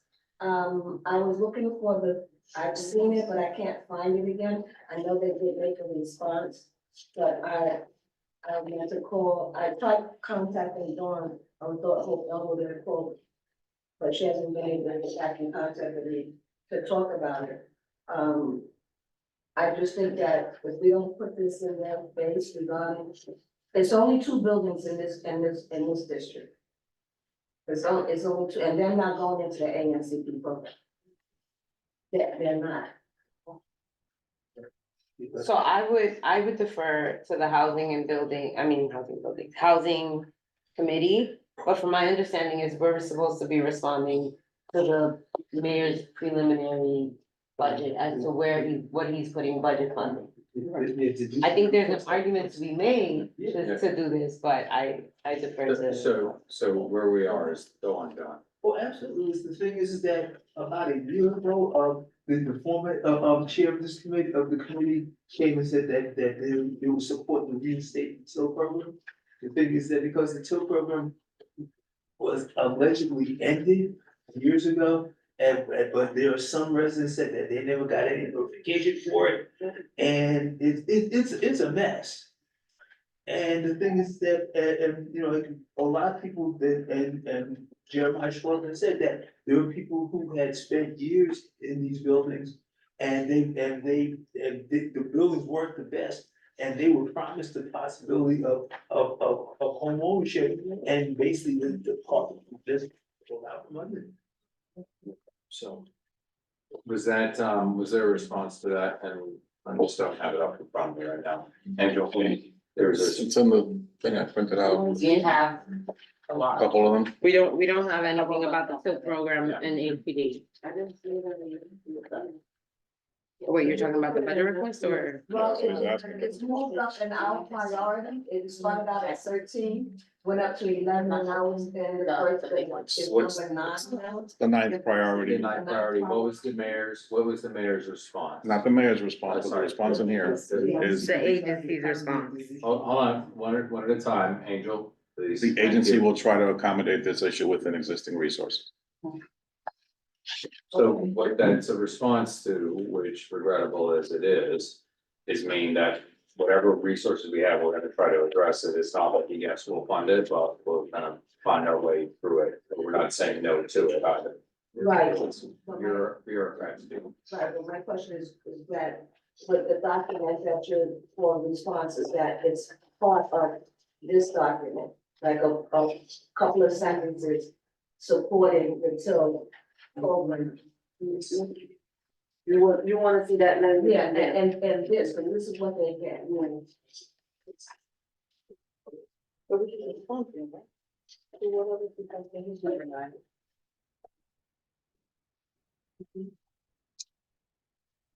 Yeah. Last year was their response was, we need more information, and they still running, they still running the program. Do we have, We still have to do, financial report, it requires, meetings. yeah, hold on. So the program, the building, the TIL program is still in existence. Do we have that trackers that cited in here? What? The till request, is that cited in here? That's what I read from, number 9, the budget Yeah, request. no, is it in our response? No. No, we didn't have, that's not in the response. That would have been in the HPD section of the response. Yeah, okay. And I would defer to housing if they wanna add that. Actually, I don't. borrow yours. I had no problem with This is the last thing what it call. I think, no, it's that, sorry. So it's listed amongst the tracking codes, but it isn't spelled out, and there isn't a sentence code, a corresponding sentence or 2 or 3 or 4 with it. Okay. Hold on just a second. So would this committee be opposed to tacking money this year in the tracking contract? So would we be opposed to at the very end, as putting just a comma after the city-owned properties as well as investing funds into the TIL program? I have no problem. Angel, your thoughts on that? Yeah, sure. Where is it you're saying to put this? Owners, in the very last paragraph under HPD, particularly for property owners seeking to develop on city-owned properties, and you can even use semicolon, as well as investing in TIL, the TIL program and converting those properties into full HGSC co-ops or something to that effect, or to provide for repairs, yes. I did write a little paragraph, because I thought I was gonna work with. Yeah, I just read it and walk from there. You can read it. Sure. Can you send, can you also send it? It's money keyboards. Yeah. I Sorry. I can. Yeah. I'm sending by. Are you ready for her to, us to read it? I was gonna write before, but she has a paragraph. I just thought it was just to brainstorm, just to put something in it.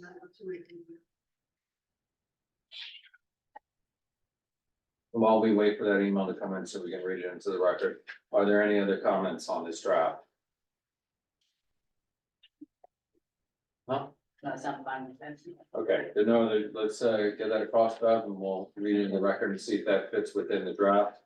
If we have to, edit it down just a touch. Okay. And I'm gonna send it to you, Angel. You were supposed to send it today before noon. I spoke to Dawn early this morning, and she was going on a meeting, and she said she was gonna call me back. And. Okay, it's fine, just read it. Read it out loud first, please. Oh, Just do it because it'll take more time. okay. I'd crack this window open more. So, Well, all you have that's is okay with you, John. no problem. You're right, you're back. I'm good.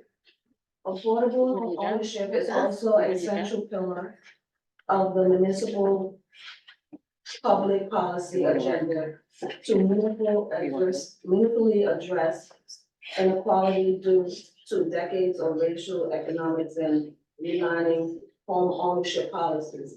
It is an essential tool to combat against high rising rental rents and homelessness of the working low-income families in our district.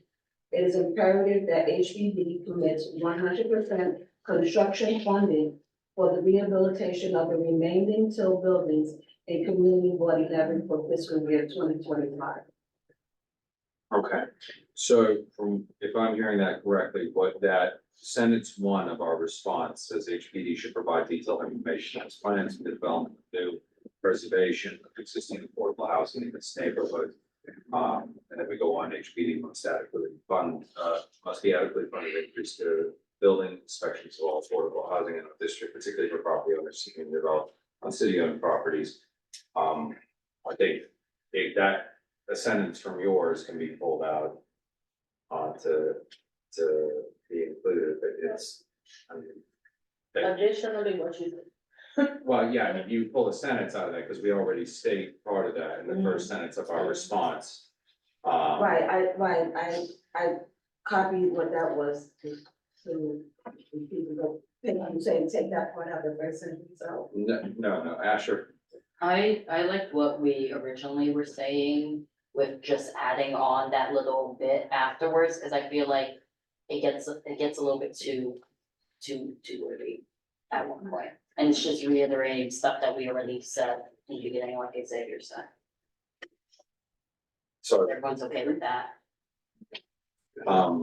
Good language. why don't you send that to Angel, and if the committee is pleased with it, like, we'll take that, condense it. Yeah. Down and tack it on to the end, very kind of similar to what I parroted. Because you have the first part, which is pulling our, first sentence of second paragraph, and then we can tack on just to include to kind of hammer it home. That sound like a compromise? Yes, Great. yes, sounds good. Okay. And I'd just like to take this opportunity to say that this should have been done in our committee meetings. Unfortunately, it takes up a lot of time in our other meetings when we should be doing other businesses. So next year, guys, let's try to make sure that we have this conversation in committee meetings. Thank you, staff, for expressing that. Couldn't agree more. like a broken record, right? Yeah, Taking okay, it away good. from me. We don't need to take a position on this, Angel. Yes, we do. Ooh, We all- Yeah. I gotta Yeah, send just it to them. with the inclusion of that edit, which will allow the staff to wordsmith, as read in. Is there a motion to approve? Motion to approve. Seconded by John.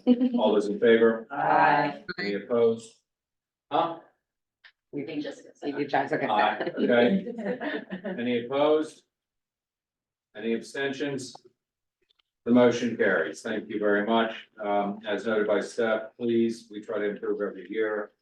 For those, thank you, Beth, for leaning in and doing the work. Appreciate that. And if you can't get a hold of the vice chair, like Angel said, sometimes, we're volunteers, so, but we're doing the work. So sometimes just a quick hi and howdy day.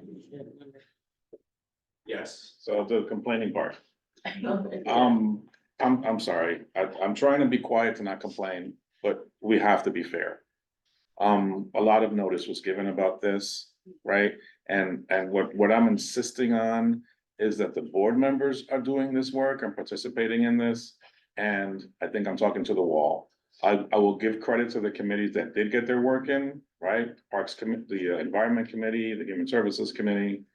Got their stuff in on time, public safety came in under the wire, whatever. The idea is to resolve this, like Stephanie said, at committee, so that the budget committee had that done. And could have had this conversation last night, and that all is left for you all to do here is just ratify it. That didn't happen, right? Like the language that's in there for housing, it's not anything new, the housing committee did not do it. So we just copied it from last year.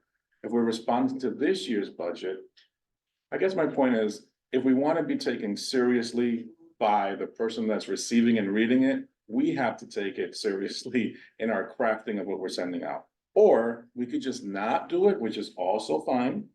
We're not mandated to submit. But if we're going to submit, we should be submitting something that we're putting the time and effort and focus into crafting, not something that we're doing at the very last minute. And then one last thing that is, and I was talking to Stephanie about this, I shouldn't admit that I don't have any ideas as an employee, but I've run out of ideas and I have to be honest. I don't know how else to say it. I don't know. Maybe you guys can have a little, brain, meet up and figure out how you want to communicate to each other next year? Because I have tried everything.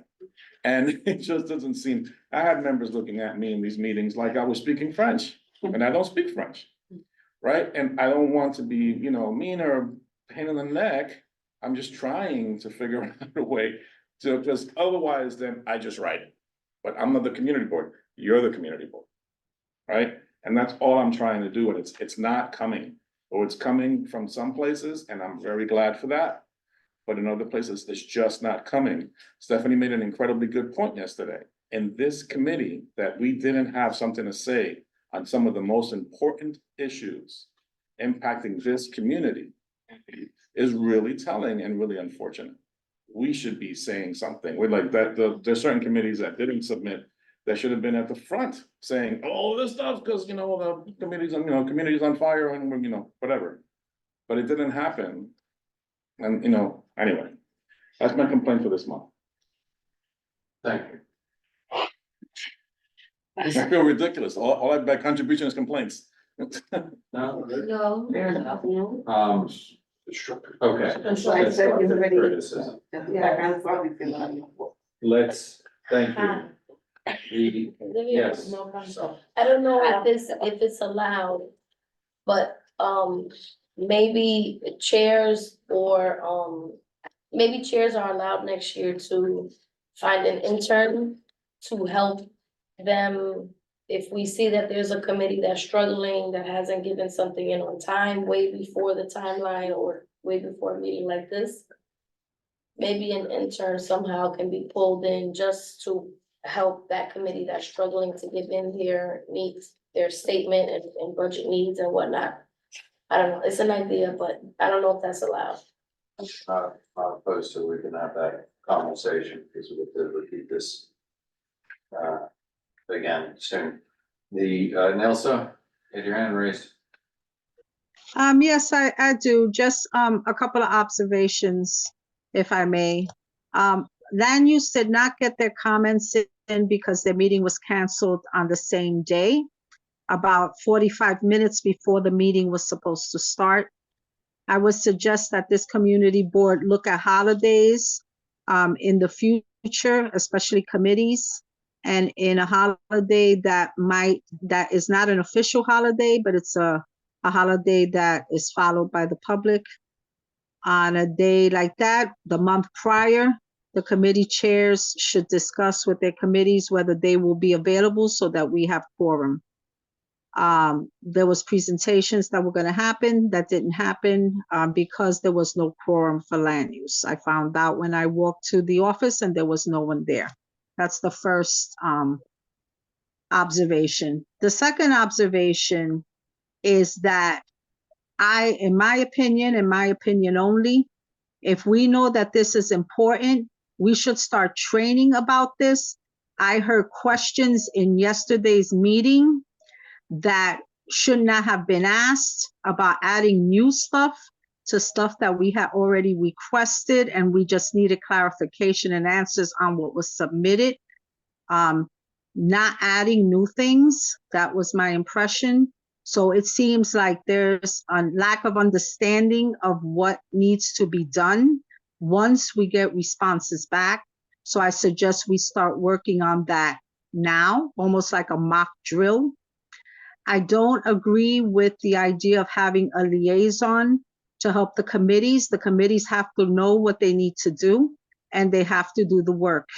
And to that end, in my opinion only, we should not fill the agenda with so much items when we know we have a deadline, and we should look to maybe keep maybe to one presentation so that we are sure that we have these discussions.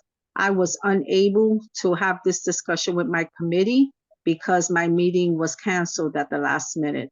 So I think we need to see what we put on the agendas, how we formulate the agendas, and making sure that this becomes a mandatory discussion, not a discussion at the end if there is time. And I think that that would be more helpful, and that would make people take us seriously, because honestly, submitting a lot of the same old comments to the same things or not having comments, I agree, makes us look very unprofessional. And if we don't take ourselves seriously and how we look, nobody will. Thank you for listening. Thank you, Nelson. With that, we're gonna close this out. This will be presented to full board, and I ask all the chairs and leadership here, please, to dispatch your committees, to have deliverables in a timely fashion. This did not apply to the task force, just to FYI. We do have Dr. Aponte from Borican Neighborhood Health on to present with the state healthcare legislation. Do you have your presentation on your computer, Dr. Aponte? Do you want to share screen? You're muted. Okay. How about now? Can you hear me? Yeah, we can hear you. Yeah, so apologies. I'm just joining. I do apologize. I was a little tied up this evening. So I don't have a formal presentation, but I can definitely go off the top of my head, Xavier, just to talk about a couple of issues. And I just want to be clear on what you wanted me to share with the executive committee. Good evening, everyone. Apologies, but just if you can just share with me I know you and I discussed a couple of things regarding FQACs and state legislation. Can jump in, but I just want to be clear in terms of what you would like me to frame for the group this evening. Did we request them to come, or was there a presentation that they were? It was a presentation I asked to go to Human Services, but their agenda was packed. No, I understand, but so were they planning to come present, or did we request questions? Because I'm a little confused. Yes, they were planning to come present. I asked them to come present. So then why are we being asked to ask what we want to see presented? Isn't there- No, like to craft the more direct, kind of presentation, right, versus a cookie, like. I'm a little still confused. Sorry. Hold on, it may be good to give a little bit of history on it, Dr. Aponte, with the rate reform and how it's not here. I'm just, yes, hold on. Yeah, go on. What state healthcare legislation are we talking about? That's what he's talking about. Right, so I can definitely share that. So, and again, sorry for the confusion. I know you guys have a long evening, and I don't want to sort of make it longer for you, but there are two issues that are pressing in front of the state regarding FQHCs. Just by way of background, Dr. Adam Aponte, I'm the CEO for the East Harlem Council for Human Services. I am the CEO there, and I've been talking to Xavier and others regarding some issues that are impacting FQHCs as far as what's called rate reform and telehealth parity. And so I'll frame those discussions for you this evening, and I see that Xavier has put that up. But basically, FQHCs, for those of you who are not as familiar with us, are federally qualified health centers, community health centers. In East Harlem in particular, there are about 4 of us. There's VIP Services, there's East Harlem Council, there's Settlement Health, there's Institute for Family Health, and then beyond, there are a few others that serve the community. They come out of a movement that came out of the 60s, war on poverty. And basically, we see all patients who come through our doors, regardless of their ability to pay. And we're under the federal government as far as our a governing body is HRSA. And we get paid, through Medicaid rates in New York State that pass through from the federal government, CMS.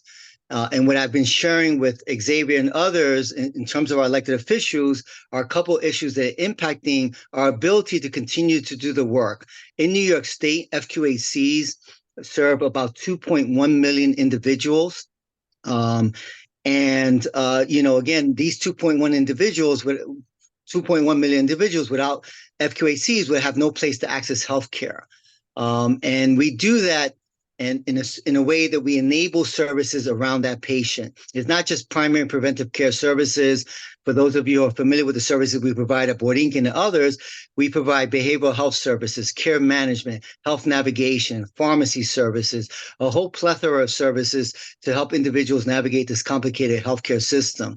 our rates today in 2024 are based upon 1999 cost structure.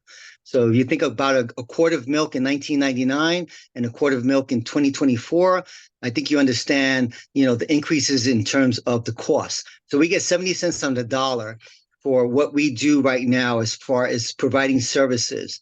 And today there is legislation in front of the New York State Assembly and Senate to try to improve that, do a rate reform and really look at these rates that we get for Medicaid to bring them into, 2024 rates. And Senator Gustavo Rivera and Assembly Member Paulin have put forward a bill to have a rate reform discussion at the state level so that FQAC such as ours can get the rates that we deserve for the services that we provide. And so we're really trying to encourage folks to support this legislation at the state level so that FQAC such as ours can continue doing the work that we do in communities like East Harlem and throughout the state. And so wanted to share that with this committee and as far as, advocacy. And clearly, I think most of you know the work that we do in East Harlem. And when I say we, I'm not just talking about Borinquen. I'm talking about all the FQACs to provide, access to primary and preventive care services that many residents in this community would otherwise not be able to access. This is very different than ambulatory care in hospitals and going to Metropolitan and Mount Sinai and Harlem Hospital to get outpatient services. It's a very comprehensive type of service that we're providing.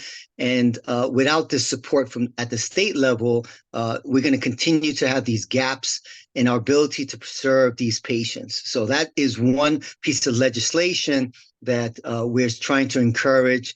We've lent our voice to this. We're going up to Albany in March to meet with our state legislators to really ask them and advocate. Senator Clear has been a strong proponent for us. Senator Serrano has been a strong proponent for us. Assemblymember Gibbs has been a strong proponent, but we need all our members in the legislature to really push this. It went to the Senate last year, but unfortunately the clock ran out for the Assembly to vote on this legislation. So that's one of the issues that we're proposing. And you see that legislation in front of you in terms of the presentation or the document that Xavier is sharing right now. So I'm happy to take pause and take any questions around that.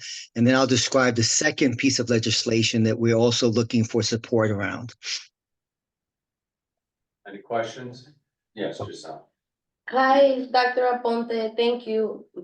Is there, I don't know if this is appropriate, but is there a breakdown to the 70 cents on the dollar? Is there like some type of a breakdown that, like why you're given or where the 70 cents on the dollar go to, just generally? Yeah, so what I can share with you, and I shared this with Xavier, but I'm happy to share with the rest of the committee. There is a report that Chicanis, for those of you not familiar, is the Community Health Center of New York. So all FQACs in New York State belong to what's called a PCA, a Primary Care Association. And in New York State, the name of that association is called Chicanis. And they put together, thank you, this report from the Urban Institute that demonstrates exactly the impact the FQAC have had in terms of providing primary care services, access to care, and the fact that we are still getting paid that 70 cents on the dollar, and how our rates are based today. So that report, which, happy to distribute, but, Xavier has it because I did share it with him, really outlines exactly your question as far as how we determine the 70 cents on the dollar, what we do as FQACs in New York State, how we differ from, outpatient services in a hospital setting, et cetera, et cetera. So it's a very extensive report that was commissioned by Chicanis, and we're trying to share with folks as far as, how do we achieve health equity in this state when, again, we are one of the largest providers. 1 in 9 patients on Medicaid come to a FQHC in New York State to get their care. And so how do we sustain that practice when we're not getting the reimbursement rates that we feel that we merit? And just a follow-up on that question, is there a number that you have somehow calculated as opposed to 77? What that number should be today is if that's your question, I'm not certain that we've come to that question, but I think that we can sort of surmise that if we're getting 70 cents on the dollar, then there's a 30% increase in rates. We did propose that there be an immediate 25% increase in rates today to the legislature as well. And we feel that that will bring us closer to where we need to be, because when they pass these rate reforms, it takes still a lot of time before we see the impact of it. So we have asked that they actually immediately implement a 25% increase in Medicaid rates for FQHCs. Thank you. Okay, any other questions?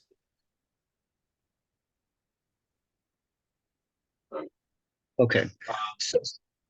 Go on. So hearing none and respectful of your time, I'll just speak to the other legislation that's in place right now. So as we all know, during the COVID pandemic, there was a lot of what's called telehealth services being provided to patients, whereby we were able to provide healthcare to patients through telehealth. And that meant any mechanism that we were able to contact a patient, including a telephone call. Ideally, it's in a matter that we're doing now where we actually have a video conference with a patient. But after the emergency orders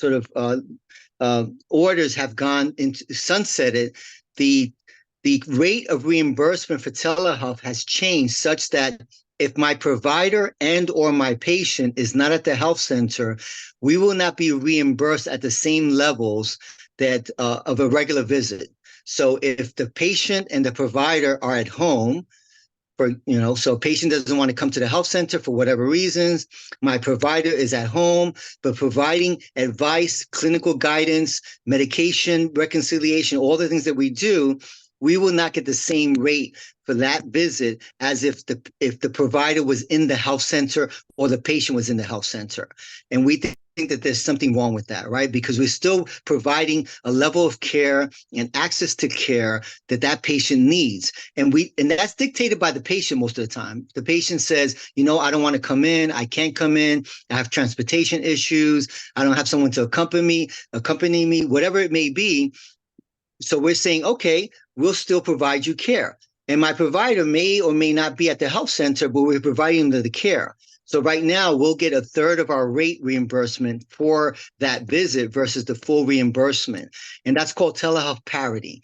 And so that's and right now, the only ones that get that telehealth parity are for behavioral health services. So mental health services, they do get that parity. We're asking that the state allow us to still conduct those types of visits based upon a patient's needs or a request, and that we get reimbursed equally for that visit and not get cut on terms of our rates. Because as I mentioned before, our rates are already not at par. So now you're going to cut that rate further and only give me, 30-40% of what I should be getting for that visit just because the patient or the provider was not at the health center. Yet everything that they need is being rendered. And so that's the telehealth parity legislation. There's also, at the state level. Interestingly enough, there is legislation at the federal level that if that gets passed, this becomes a moot point because the feds will say that we are allowed to get that reimbursement. But we don't know where that legislation is going. And I think we all know that Congress right now is having trouble just passing a budget, which is another issue for us. But I'm not going to present that to this committee today. But there is federal legislation that's also concerning because we get funding for FQHCs through appropriations. And right now, because there's only resolutions being passed, there's no increased funding to community health centers. It's been flat for 7 years, the funding to FQHCs. There are 1,400 FQHCs in the country, and over 31.5 million individuals, 31.15 million individuals get care at FQHCs throughout the country. And without them passing a real budget, we're not going to ever see any increases in terms of the funding that supports the efforts that we put forward. And so if the federal government does pass the telehealth parity, then this becomes a moot point in New York State, but we have no idea where that's going right now. So the state has the opportunity to weigh in and make that right for us as far as telehealth parity. So again, I'll take pause there to see if there's any questions for me regarding telehealth parity.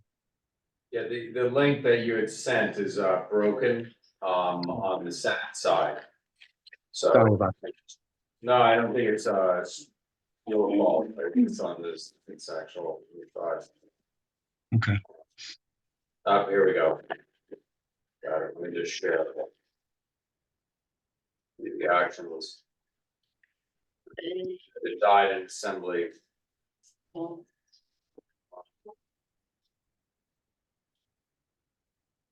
You know, as Xavier tries to pull something up, the argument is that we're not using the same level of resources when we provide telehealth, and that's just not accurate.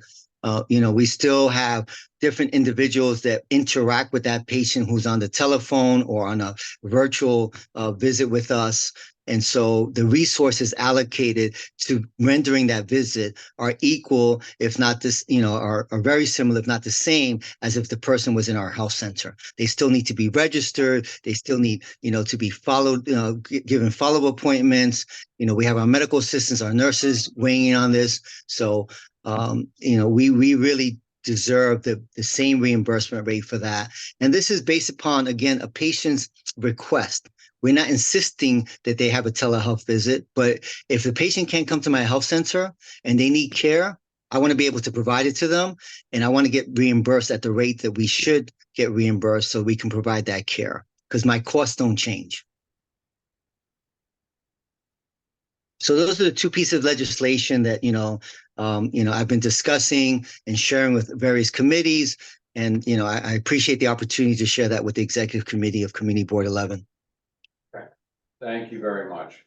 Yes. Can I ask him a question? So the medical doctor, Dr. Aponte, thank you for coming out and presenting, make this aware to her. The telehealth since COVID has been a convenient to actually see your doctor from home when you're not well or because of inconvenience of getting around with accessories. But the doctors that do provide the services to the patient, are they coming, like, I know you're affiliated with different hospitals as well. So does the hospital get paid too, or not even the doctor himself either? Like, how do you divvy up the payments then?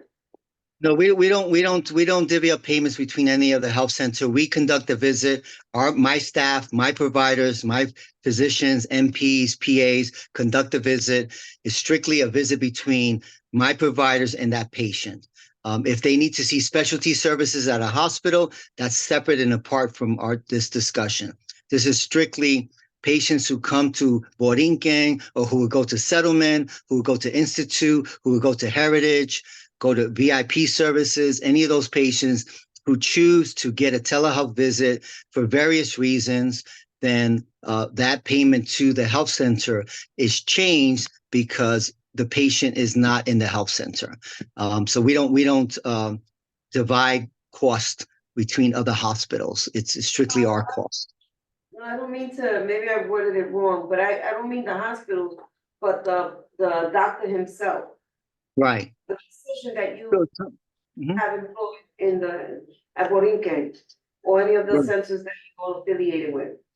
Right. So I mean, actually, that's the whole point, right? Because that doctor that you're describing who's rendering that visit is on staff with me. They're getting paid by me, regardless if the patient's in front of them or not, right? So that's when we say the cost is no different to me. I'm still paying that doctor a salary to provide services to a patient, whether that patient's in front of them or that patient is virtual.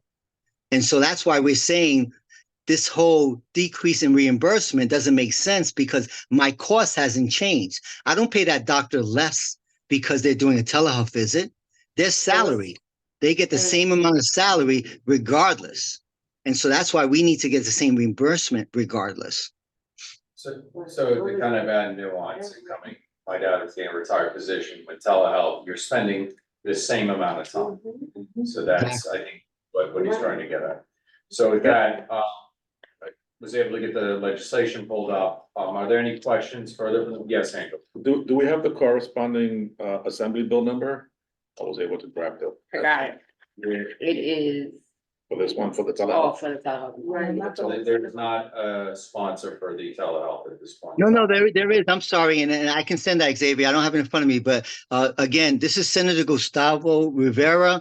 He's been a strong proponent. He is in charge of the Health Committee for the Senate, and Assembly Member Amy Paulin. Those are the two who have really been super strong advocates for community health centers in New York State. And so there is a bill that they have out, and I don't know if you have it there, or perhaps you do. I'm looking at the screen. I had it opened earlier. I have the telehealth assembly bill. It's, Right. that one's sponsored by McDonald in the assembly. Is that the most recent one? Is that the link that I sent you, Xavier? Yes, Gustavo is a senator. On the assembly side, it is John T. What's the McDonald senator one? III.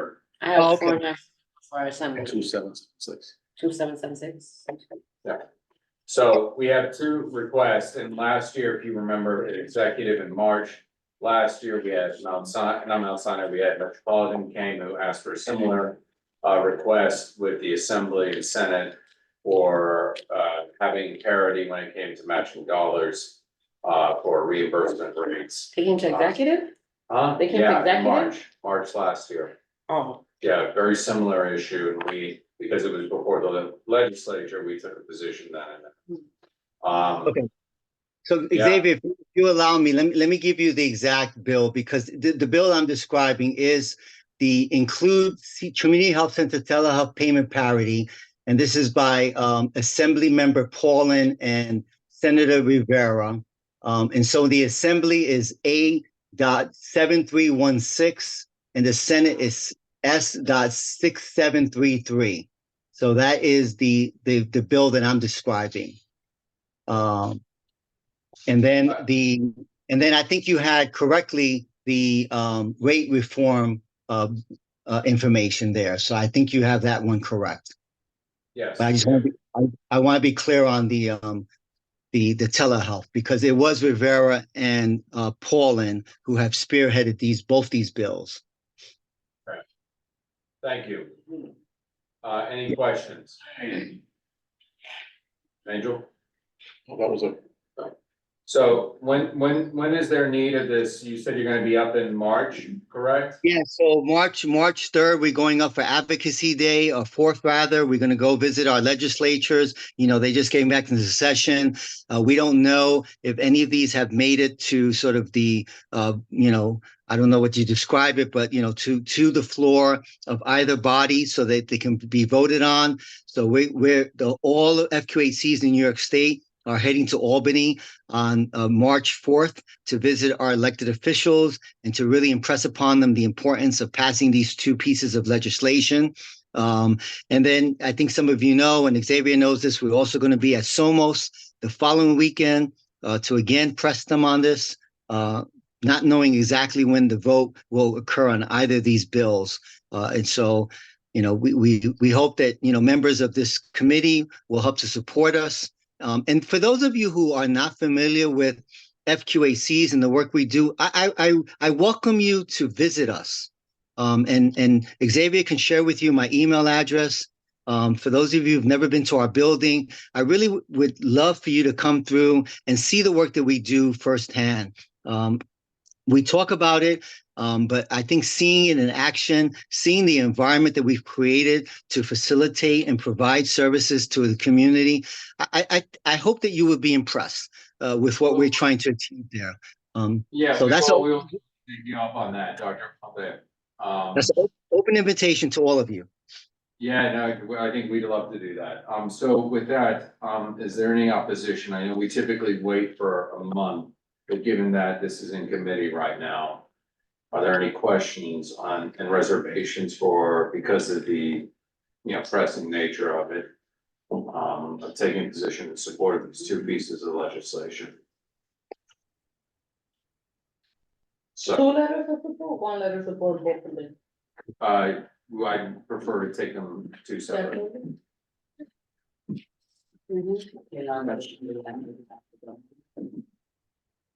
Oh gosh, where is the number? I got it.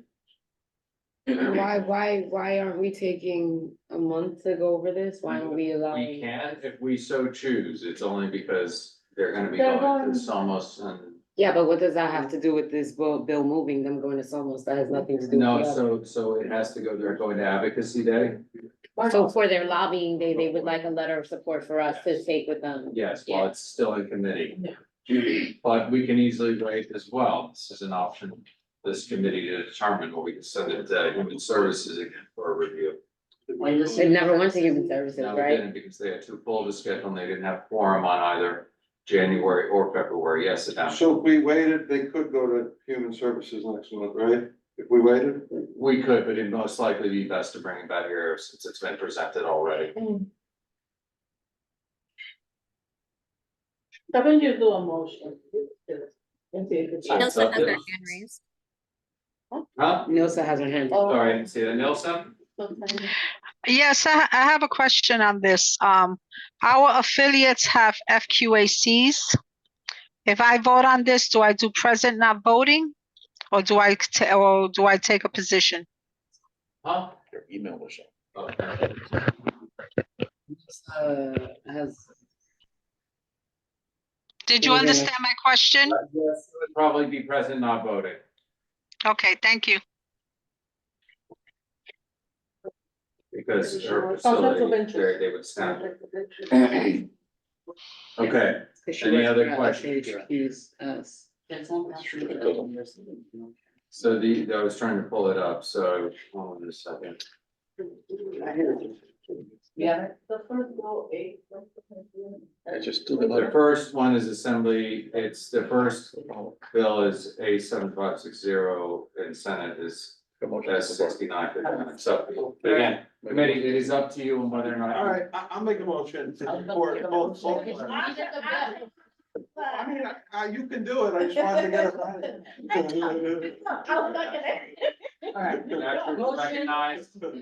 motion to support Assembly Bill 7560 and Assembly Bill 6959, which is the bill to support the FQ.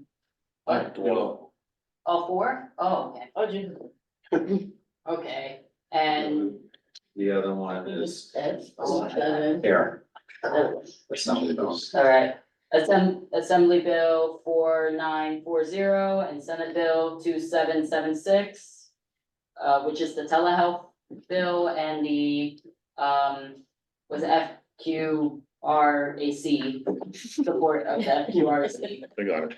Okay, yeah. That's great. So I'm sorry, I'm sorry, Chair, if I could just correct, it is for the telehealth parity, it's Assembly Bill 7316, Senate Bill 6733.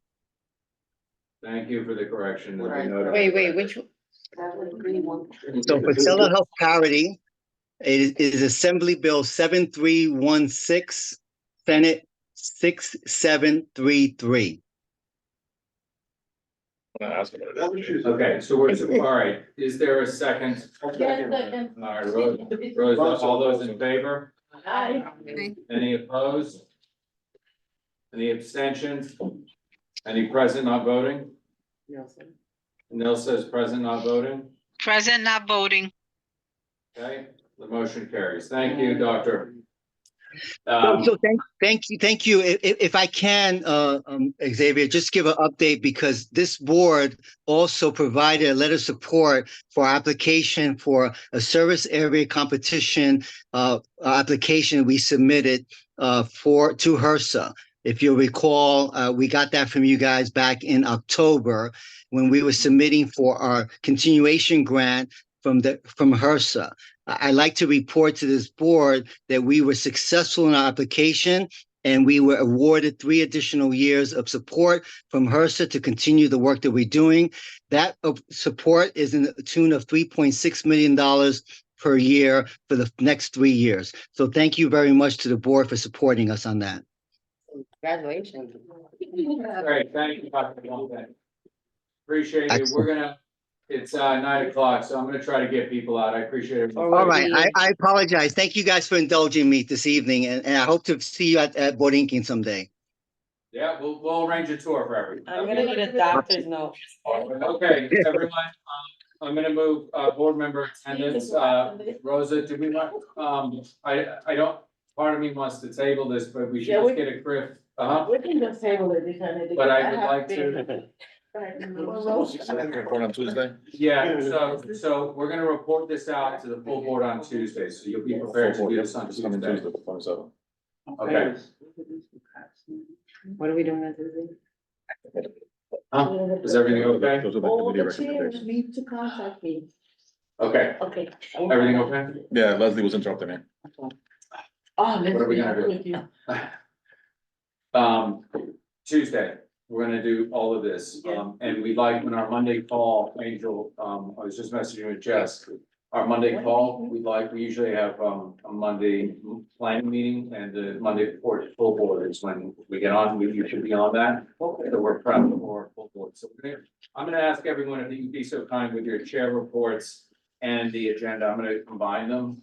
So we'll just go in order, if everyone would be so kind, so just include your chair report as we go through the agenda for full board. To expedite everything, so we have a Narcan training that's gonna happen.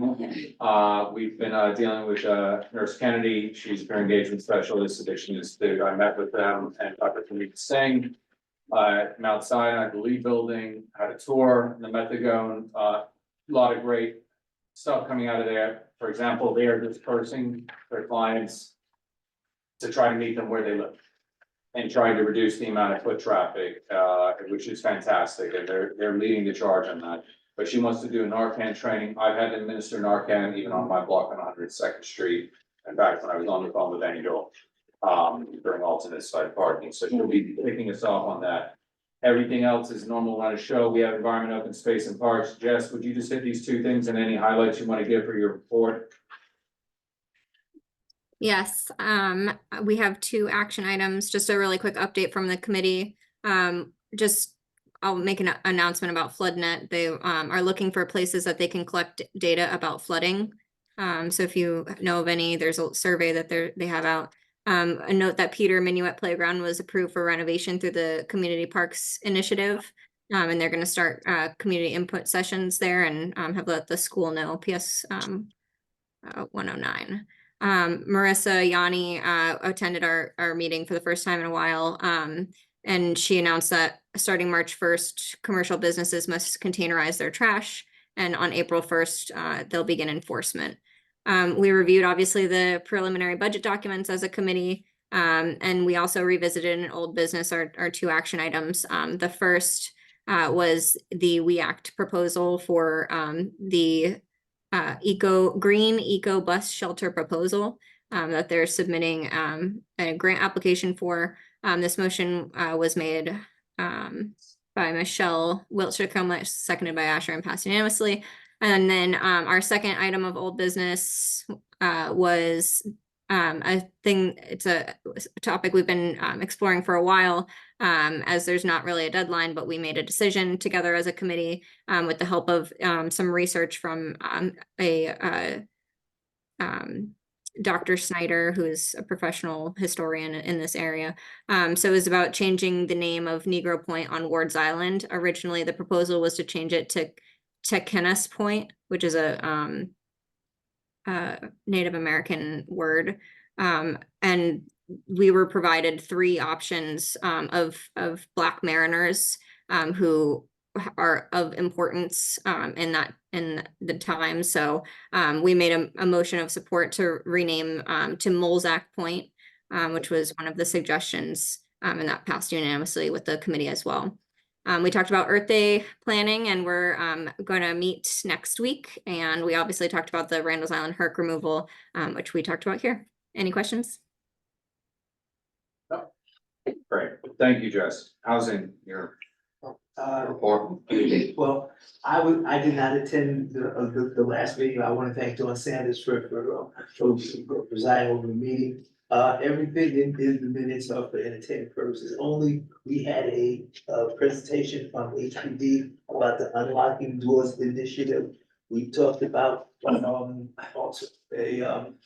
alternative plan to replace 421A, and our favorite subject, the budget. And that's basically the report, and again, I want to thank Thomas Sanders for presiding over the meeting this. Okay, no questions? Licenses and permits. You know, same as always, I'm not gonna go through them all, but yeah, Sure, yeah, last chance. yeah, I'm good. Okay, public safety and transportation. Jose is not here. Human services, Isaac is not here, but they did not have quorum, they're gonna be meeting after full board. Youth and education, Ash. So we had a very packed agenda this month. But we only have one action item. And, the action item that we have is regarding the, class sizes within the class sizes bill. And we had, I do not wanna mess up the woman's name. Leonie Hansen, who came and presented about how New York City is currently as a whole not on track to meet the phasing out of the class sizes within the next few years, but especially within East Harlem, our classes have become very dense and we're moving in the wrong direction. So basically, the resolution was to urge the DOE to implement class sizing working groups and comply with the new class sizes law. So as someone who works in the school, I could personally attest that there's like 30 kids in the class, which is a problem. Yeah, So, yeah, there's gonna be a hearing on that in city council like next week. Yeah. 20 years, it's last time. So- Go on. and we also had, we had a presentation from the literacy group, which from Reading Partners, which is a program that is in about, I think, 5 schools within East Harlem. And they have volunteers who help, it's a K-4 program that has volunteers come into the schools and tutor the kids on reading through one-on-one sessions and, my brain is loading, through, and through group sessions. So that was very interesting, and, the committee did request that it can maybe be moved into more schools within East Harlem, because right now it's in 171, 108, 83, and Rosa, 57, I think. And then we had a presentation from, was it Functional Family Therapy Manhattan Connect, which is providing therapeutic services to at-risk youth in our committee and their families. Those, especially those within the court system currently, that's their main focus, and they're looking for new clients. So if anyone has any families they would like the information for that, you could ask me. We went over the budget documents, and we had a very brief, like, informational presentation for the South Bronx Charter School for International Culture and the Arts. And we didn't end up voting on a support letter for that this month, but we'll be voting on that next month because the principal said that she will come back and give a more in-depth presentation. They basically want to relocate East Harlem and expand their services. So, the big thing that the Youth and Education Committee has been trying to do is, as well as working with the DOE, working with the charter schools within the area, because we do have a lot, so. Thank you. For that, So during our meeting, on Tuesday, we had our informational updates. There are a couple of events happening that I want to share with the committee. March 3rd, there is a jazz event that Uptown Grand Central is hosting. If you want more information, you can go to their page or contact me. March 3rd, Sunday at 3:30. Michelle from Union Settlement, she wanted also us to share they're starting a culinary training. So people who want to get into the culinary industry, it's a great program. They're providing the tools, the uniforms, financial literacy. And if you want more information on that as well, you can reach out to me. It starts on Monday, so if you know of anyone who can benefit from it, they should contact Michelle as soon as possible. She also gave us a quick update on the feasibility grant that she has going on, to pretty much study the theater, life in East Harlem. You guys all know Eugene has been pushing towards it a lot, so I feel like he was a big part too, to start that. So she's just gonna be working with him specifically, the committee as well, to start starting that, I would say that research. There are, she's gonna have a meeting in El Barrista on March 18th at 5, and that's gonna connect anchor institutions with businesses to see how they can, conduct business, which I think is good, and then her incubator space is opening up in April, but she'll give us more information on that. We had, a quick presentation from Ulysses from Workforce One. He has a recruitment event happening on the 23rd. February 23rd, tomorrow, 10 a.m. to 1 p.m. So if you know anybody who could benefit from that as well, we can reach out to me or Angel, they can give them the information. The salsa event is happening March 1st at PS 109, in Barrio Art Space, if you can go and enjoy that. We also we were informed of an RFP breakfast that Diana Ayala's having on, February 24th at 10 a.m. at the Julia de Burgos. I strongly suggest that everybody try to attend or send somebody who can attend on your behalf. What To see what's going on. 10 a.m., 224 at the Julia de Burgos, room 103. Sorry. What are they And, celebrating? no, they're doing the RFP breakfast for the Julia de Burgos. Oh, okay. They're discussing that. I have, wait, are you still going? No. Yeah, no, I was like, no, I had a question, but I'll wait till then. And then we also had a quick, introduction from Healing Hands. She's a business owner, Alida. I don't wanna mess up her last name. It's a non-for-profit. But she's having something called My Biz, Saturday, March 9th, and it's going to be every Saturday. They're on 152nd East, 118th Street, and I believe, she services constituents that are, going through sexual abuse and, domestic violence. She has a whole, like a whole bunch of services and to support her and to spread the word with the neighborhood. And we didn't have any action items. So that's my report. Just a quick question, and I'm not sure if you know the answer to this, but at La Marqueta, one of the restaurants went like viral on TikTok, so now it's been very crowded. Do you know anything that La Marqueta is doing to combat that? Cause I personally have like, it's not chaos, but it's a little bit.